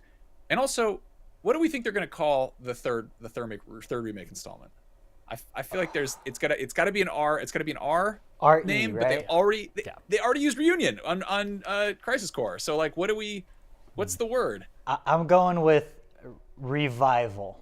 Revival. That's what I would have went with. That's good. My guess was revenge.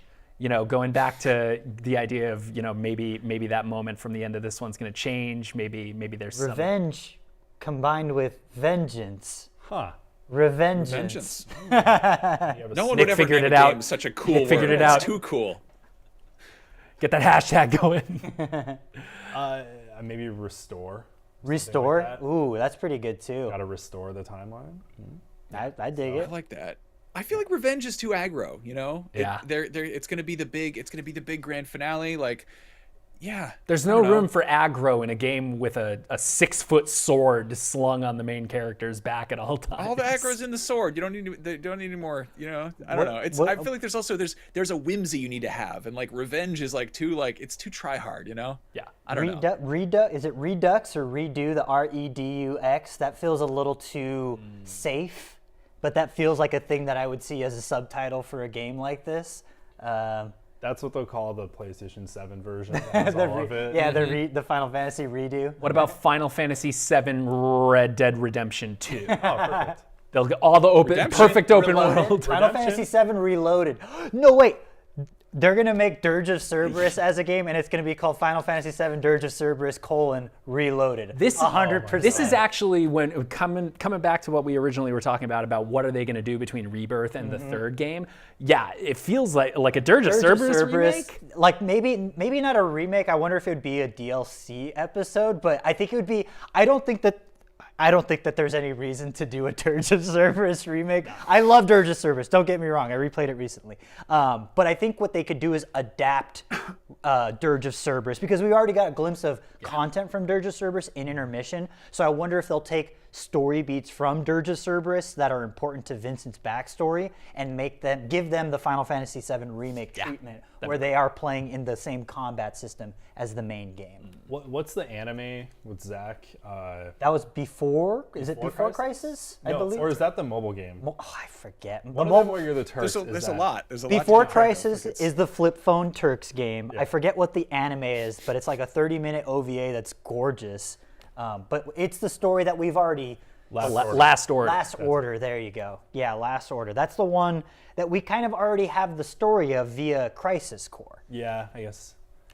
So that's why it's important to play Crisis Core. But yeah, if they're looking to find some stuff to fill in some space between the now and the final installment, there's definitely stuff to pull from, and kind of remains to be seen when that big last final installment will come. Now, while we're still talking, FF 7.2 or whatever Rebirth, do we think that the third installment is going to land on PS5? I don't know. No? It's hard to say. I mean, like they have so much development put into Rebirth, so many resources put into Rebirth, that it wouldn't necessarily shock me if the third installment ended up being the sort of swan song for the PS5, or maybe even like we saw, Breath of the Wild, for instance, do kind of acting as a bridge between the Wii U and the Switch. Yeah, I could see something similar happening when the PS6 version maybe gets, a higher fidelity graphics or 17K or whatever we're up to at that point. Yeah, Max, we were talking about this earlier just before we were live, but you had mentioned that you smartly pointed out that when Remake came out, it came out in 2020 on the PS4, and then a year later, we got a PS5 version with intermission included as the PS5 only content. So I wouldn't be surprised if we saw something, a pretty similar cadence for whatever the third game ends up being called. But I do think that if we do get DLC for this game, I think it will be on the PS5. Yeah. Where did Remake launch relative to the launch of the PS5? Like how far? A year later. Or so. It was 2020. Or PS4. I'm sorry. The PS4. That was what, May 2020? Yeah, it was a few months. So that was But I mean, like on the PS4. It was like 2 weeks after Cyberpunk. Yeah, that's the date in my head. But it was roughly 4 years after the PS4 came out that Remake came out. Yes, correct? That's correct. Yeah. So 4 years into the life cycle, and then how far are we into PS5? We're 3 years. Yeah. So roughly the same. So yeah, I guess it could go either way. I think we're gonna, maybe it's I don't know if there's a PS5 Pro in the works, but maybe that would be the right candidate for whatever DLC chapters included with this, or even the final game. But I do think you're going to be able to experience the entire Final Fantasy VII Remake saga on PlayStation 5 from beginning to end. I guess 10 discs. I guess it comes down to But then you're going to be able to to scoop up the definitive Final Fantasy VII complete version on PS6, and it's going to be like, it's probably going to be like $100 game, but it's probably also going to be like a 400-hour game. So it'll ship on a solid state drive. Yeah, but it'll have a picture of Cloud on it, so it'll work. Yeah. Anyway, yeah. So there are a lot of JRPGs dropping this year. It's actually kind of amazing how much is coming down the pipe. I want to take a look ahead at just some of the big JRPGs dropping this year, in addition to Final Fantasy VII Rebirth. We've already gotten a few really huge ones. Just last week we got Persona 3 Reload. Week before that, or a day before that, we got Grand Blue Fantasy Relink, and then there was Like a Dragon Infinite Wealth, which I'm still chipping away at slowly. Yeah, Like a Dragon and Persona, IGN gave those 9s out of 10. They have like 80, low end 87% on Metacritic. Grand Blue Fantasy's 81% Metacritic. They're like, we're a little over 2 months into we're a month into the year, and there's already like 3 awesome JRPGs, and then we've got a few weeks until Rebirth, which looks like another huge, massive installment. I want to kind of just look ahead at everything that's on the way after that, because I feel like everyone hyped up 2023 as being this like absurd sort of second coming of big games, and I don't think it's over. Like, I think especially kind of coming out of Japan, there's a lot of really big stuff coming down the pipe. So which of you are playing? Nick, I know you're playing Yakuza. Are you still playing it? Or you finish it? I finished Yakuza. I finished Like a Dragon Infinite Wealth. I poured like 60 plus hours into it. Honestly, so far it's my current game of the year, but I don't, hopefully that gets dethroned with Final Fantasy VII Rebirth, but it's going to have, Infinite Wealth is putting up a strong fight from beginning to the end of the year, I think. It is such an astounding game, both RPG and story-wise, that's hitting all the emotional beats. I think whether you're a lifelong Yakuza fan or not, I think that there's so much that you can get from Infinite Wealth. It is, like Rebirth, it looks like it is a game that is very generous, and I hope that we're in that same vein. Too much game is a good problem to have. Tom, are you guys playing Yakuza at all? It's on my to just right now. It's like, it's not meant to play all these games. I know Final Fantasy is pretty close, so that's your priority. I hate ending like Leave, especially, and then just come 6 months later and going, what am I doing? All these people. Yeah. Necessarily a genre that I'm fluent in or familiar with, but I will say that 2 things on Like a Dragon here. Number one, the degree to which Infinite Wealth has been talked up around the office in recent days is really significant in a way that, few JRPGs kind of make it through to me, but this one really feels like everyone is so excited about it, and I'm very interested. I mean, look, this is not a hard sell for me, There's some beating oiled the hell men out of carrying inflatable things. Yeah, tall clowns. This looks like It Chapter 3. But the thing that has me very interested is the fact that Danny Trejo plays a character in the game, and that is enough to get me. That's almost enough to have me cross the JRPG divide and be like, what's Machete up to right now? What's that guy doing? You'll never guess what weapon he wields in that game. You'll never guess in a million years. Possibly have in his hands. No, it's a big one. I also think it's really funny how there's this sort of like cross purposes with FF7, because like FF7, I feel like is taking a traditional turn-based JRPG and injecting it with a level of reality, but also there's a real estate combat.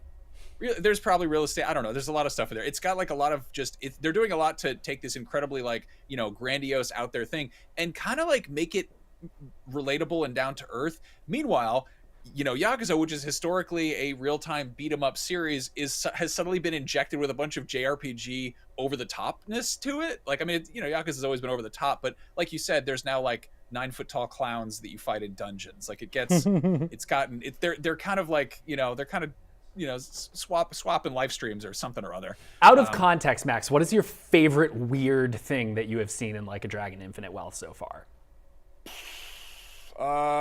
There are these random dudes scattered around the world, and they're just like NPCs, and you go up to them and they're like, hey, have you heard?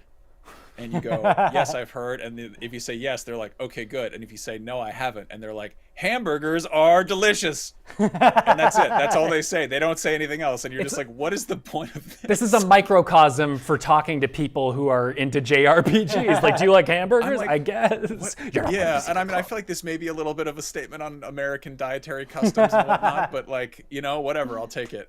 No, there's a lot. I will be amazed if I manage to finish that game by the time you know, Rebirth drops. But yeah, there's also Persona 3 Reload, which people seem to really adore. Are any of you messing with this at all? I need to take a break with Reload because I just recently replayed Persona 3 FES not too long ago, and I'm like, Final Fantasy's ahead. But what about you, Nick? I downloaded it because I had it on the PSP back in the day, but I played it right after I beat Persona 4 Golden, which took me 1,000,000 hours. So I wasn't too into it because it definitely is a step back from the presentation. A lot of quality of life improvements are missing from it. And for me, it's one of those, like, again, if Final Fantasy wasn't coming out so soon, I would just only play Persona. But I'm like, I'm going to do that after. So it's going to sit on my Xbox for months. I mean, I think that, like, you know, this is my personal bias, so take that for what you will. I think Persona 3 has the best Persona story game of the new generation of Persona games. Persona 2 is also fantastic, which is apparently rumored to be getting a remaster/remake soon, so fingers crossed because that's the one people should actually play. But Persona 3 is, without a doubt, my favorite of the modern versions, and now that it has the Persona 5 Royal Code of Pain on it, it makes a game that was a lot more inscrutable and higher barrier to entry to play. Persona 3 FES I'm talking, or Persona 3 mobile, or not mobile, portable. This game is so much easier to get into now because for the most part there's a lot of new Persona fans, which is wonderful. Their first game is Persona 5 Royal. This is a great like transition to play some of the older games because all the quality of life stuff is there, and now you get a better story. Well, I would hope they would nail it this time because by my math, this is the 4th or 5th time that they have re-released Persona 3 with some additional bells and whistles. Because there was the original, there's Persona 3, there was Fest, there was Persona 3 Portable, and then there was the 4 movies. Oh God, yeah, that's right. Then there's also the recent sort of Switch port or the Switch generation port, which is on other stuff too, which came out like last year, and then they're just like, just kidding, we remade the whole thing. So like. They really, I mean, and then now they're like, we're not going to do a Persona 3 Royal or Golden or whatever. Don't worry about it. We're not going to do it. I'm like, I don't know, man. You've really like fooled me 4 times. Shame on you. Persona 3 Reload is notably missing the FES, the answer side story, which is like the thing that was new to FES. So I wouldn't be surprised if they added the answer as a downloadable piece of content. I would hope so. But then again, that's a thing that you need to actually... I would recommend you finish Persona 3 first before you jump into the answer, because you're expected to start the answer at level 50, if I recall correctly. Well, in 10 years, you can take your time. Persona 3 Rebirth. Persona 3 Rebirth, the redo. Persona 3 Okay, Remake. so then looking at the sort of the calendar of JRPGs, then after we didn't even touch on Grand Blue, but Grand Blue is obviously the console kind of version of the mobile game, which people seem to like. Okay, our reviewer seemed to really think they did a good job of kind of shaving off the mobile-y gotcha elements in a really unintrusive way, so it actually feels like a proper experience, not just like a drag and drop kind of port.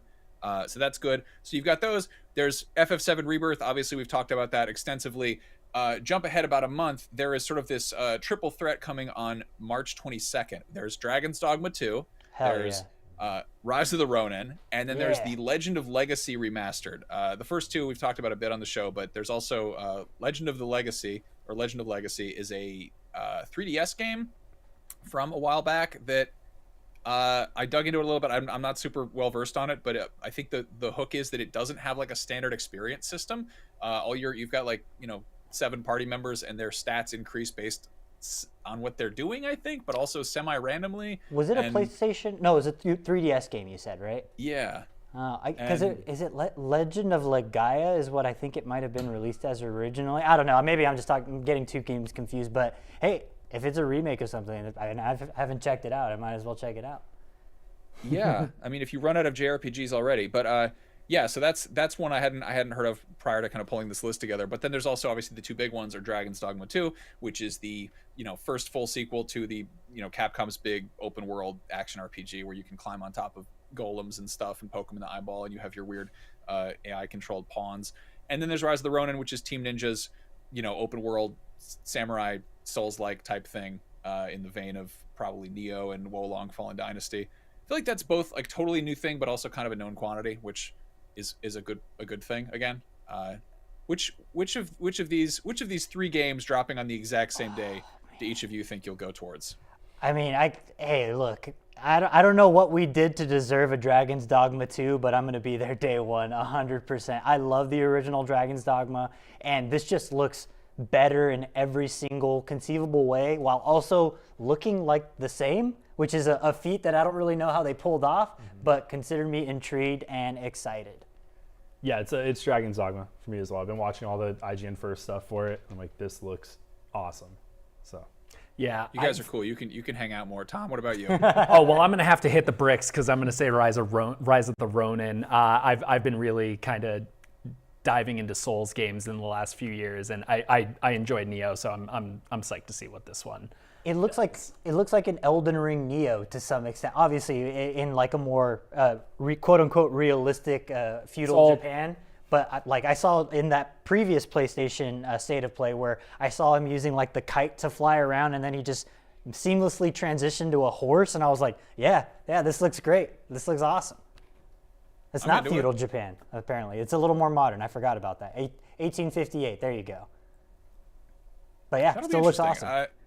There's a lot to go on there. Now, there's also, jumping ahead about a month after that, there's also a Eiyuden Chronicles 100 Heroes, which is the sort of Suikoden spiritual successor. We've got one of the Kickstarter's backers right here, Nick Lamone. What do you have to say about Dude, this? I kickstarted this game like whenever they announced their Kickstarter, which was like I think 5+ years ago, and it looks like it's finally coming out. They gave us like an interim game called Eiyuden Chronicle Rising, which was like a side-scrolling like action RPG, but Eiyuden Chronicle 100 Heroes just looks like, hey, look, Suikoden is one of the like all-time greats, and this just looks like the natural successor, a la what's it called, like the Koji Iga, the Igarashi Igavania's Symphony of the Night to Bloodstained. Yeah, this looks in that same vein, where it's going from Suikoden to Eiyuden Chronicles, as Symphony of the Night is to Bloodstained Ritual of the Night.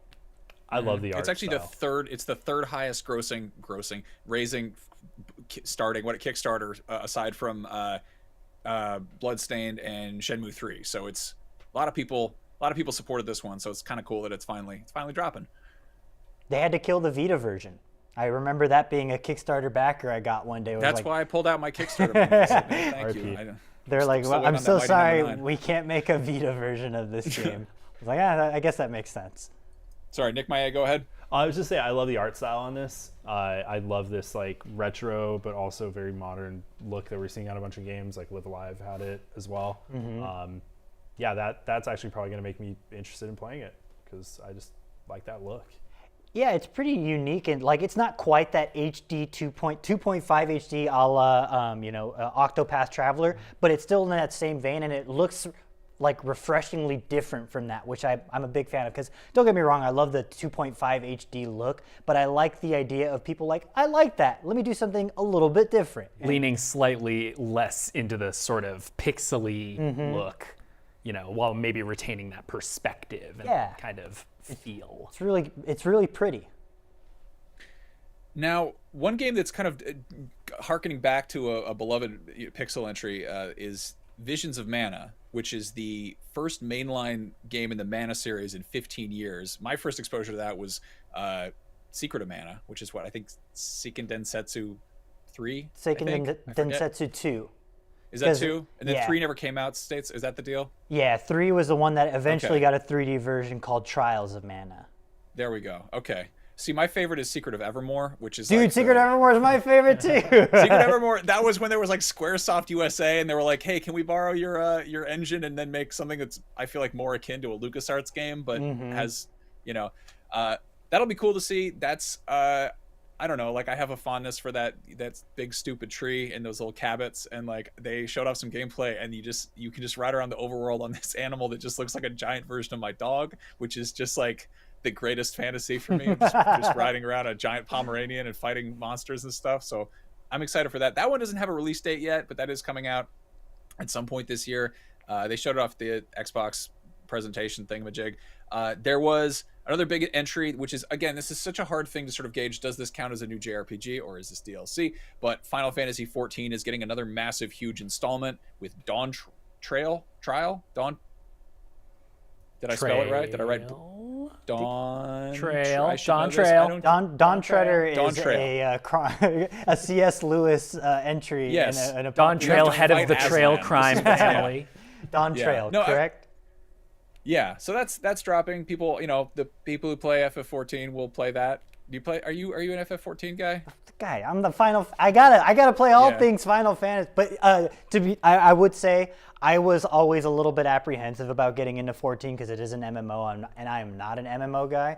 But you can basically play all of them as all the main game plus all of the expansions, and they're basically their own standalone Final Fantasy game with their own complete arc. So I'm still not completely caught up. I'm at Shadowbringer right now, which means I'm Shadowbringers, Endwalker, and now Dawn Trail. That's fan. Thought you were up to date, man. What are you doing on here? I'm 3 behind. You're on top of this. I'm 3 behind. I love that there's just, I was talking about how sort of FF7 is like a little pocket, like a pocket Final Fantasy dimension, but it's like, no, that's 14. Like they have, how many expansions is this? A Realm Reborn, there's Heaven's Word, Stormblood. I was just, off the top. Okay. Anyway, so clearly that's a thing. Another big sort of question mark this year in the JRPG department. For anybody who's played Persona 3 5 times and is looking for something new and fresh, there's Metaphor Refantasio, which is maybe the most fun game title to say this year. This is the creative leads of Persona 3, 4, and 5, and one of the mecha designers for Evangelion, which kicks ass. And this is going to be sort of Atlus's big third benchmark entry in their, fantasy, or they're in the RPG department. And this one is, I think, going more strictly fantasy. Is this grabbing any of you? What's the vibe on this one? So kind of weird, but I really like the menus they've shown in this. Dude, they're gorgeous. When I first saw the game, I was like, okay, that's cool. And then I saw those menus and I went, I kind of want to check it out now. It's really weird that that's what's drawing me in, but yeah, it looks rad. It looks like Atlus is going back to like the Shin Megami Tensei side of the Persona franchise with Metaphor Refantasio, which I'm very excited about because, it is, I think, a lot more adult-oriented, whereas Persona, I know Persona has a lot of adult themes in it, but for the most part, Persona is about high schoolers, whereas this one just feels more about like a post-apocalyptic-esque world with very inventive designs. And also, one thing I didn't know about this that I learned recently is you can do real-time like action combat, or you can segue into and transition into turn-based combat at will. So you can kind of choose how you want to approach combat scenarios in this game, which is pretty exciting. It's just so stylized too. It's just gorgeous menus. Awesome. Shoji Meguro is doing the music as well, so famed SMT and Persona composer. So you're going to be listening to the soundtrack for a long time. Yeah, I really, I don't know. I'm fussy about like UI and fonts and art direction and stuff, but this is definitely growing on me. They really just, they're graphic designing the hell out of this thing. They're really like a lot of fonts, a lot of good fonts going on there. Now, finally on this list, there's also Blue Protocol, which is sort of an unknown quantity right now. People are excited for it. It was announced at the Game Awards a couple years ago. That's the Amazon one, right? Yeah, it's Amazon Games and Bandai Namco, and it's an online action RPG where it's, people seem stoked for it. People are, intrigued, but I think also sort of skeptical because it is like an online thing, but it's got that, that sleek, JRPG anime aesthetic to it, and you and your friends can fight some monsters and stuff online. So there's definitely, if you're up to date on, Final Fantasy XIV, unlike some people, Nick, I guess you can jump in there and do some stuff. That's supposed to come out sometime this year. I don't think they have a release date on that, unlike, like half the list here. But yeah, it's a big year. There's a lot of stuff coming out in this department. It really feels like we're in like a heyday of like JRPGs, and I know that in recent years that's been a lot of a very sensitive word for a lot of Japanese developers coming from the Square Enix staff specifically. But I'm just excited that it felt like for the longest time we weren't really getting them, or they weren't getting the kind of notoriety or time to shine in the spotlight as they once did in the late 90s, early 2000s. But now it feels like, you know, anime's become more and more prolific. It is no longer this, you know, obscure thing that only a couple people at your school watch. It's now a thing that's just an everyday fact of life. So that kind of goes hand in hand with JRPGs being a thing that people just like nowadays. And Persona, the fact that you can cosplay as a high schooler in a Persona game is just like a thing that people are excited about a new game for. So like, hey, I welcome it all, and I'm so happy that we are in this heyday. Of the games on this list, which of them has your sort of hype meter at the highest? It's kind of trick question because we just saw a bunch of Final Fantasy VII Rebirth, so it's sort of Rebirth is clearly my you know, the one for me, but I think Eiyuden Chronicles and I think Metaphor ReFantazio. I think Metaphor ReFantazio is exciting because it looks like it's gonna be the nitty-gritty hardcore RPG that I've been kind of hungry for since SMT4 and SMT5. Excluding Rebirth, obviously. Like a Dragon, Infinite Wealth, really just the more I see it, hearing you guys talk about everything, it just seems like a game that's made for me. Yes.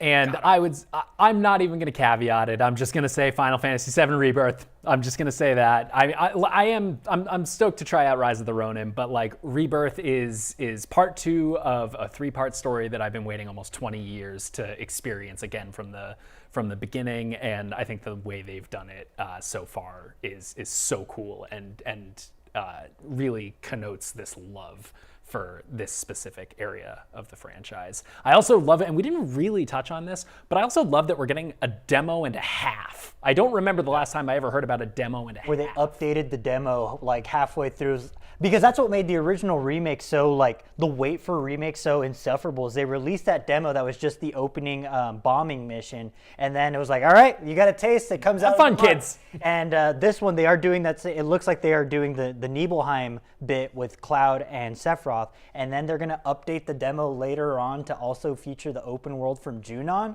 Like, that's kind of cool, and it gives you, you know, it makes the wait a little more sufferable. It's like Sony is trying to trick us into downloading the game parts at a time because they're worried it's just going to crush our hard drives. I think the last time a demo updated was Resident Evil 7, I believe, because I know there was like updates throughout the demo. Was there really? I don't remember that at all. Yeah, and that was different because it would be like, oh, there's something. That was also a prologue. The Yeah. Resident Evil 7 was a prologue to the prologue. actual game. Yeah, wow, that's great memory.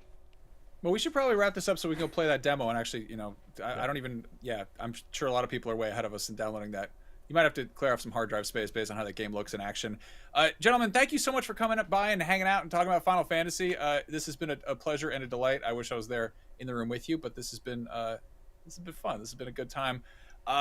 Before we go, I want to give a quick shout out that the IGN store is reopening orders for the Skyrim vinyl soundtrack. I know it's no Final Fantasy VII soundtrack, but that, you know, the Fusro Da with a bunch of Dragonborn monks shouting into a concert hall or whatever.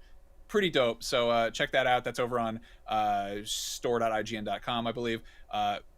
Orders are open on Thursday, the 8th. It sold out really fast last time, and you know, if that's a thing that, you know, gets your Argonian maid all riled up, go check it out. On that note, thank you all for joining us. This has been a very special sort of live episode of Beyond. We'll be back next week with more of the usual crew and more stuff to talk about. I'm Max. You can find me on various forms of social media, Max Scoville.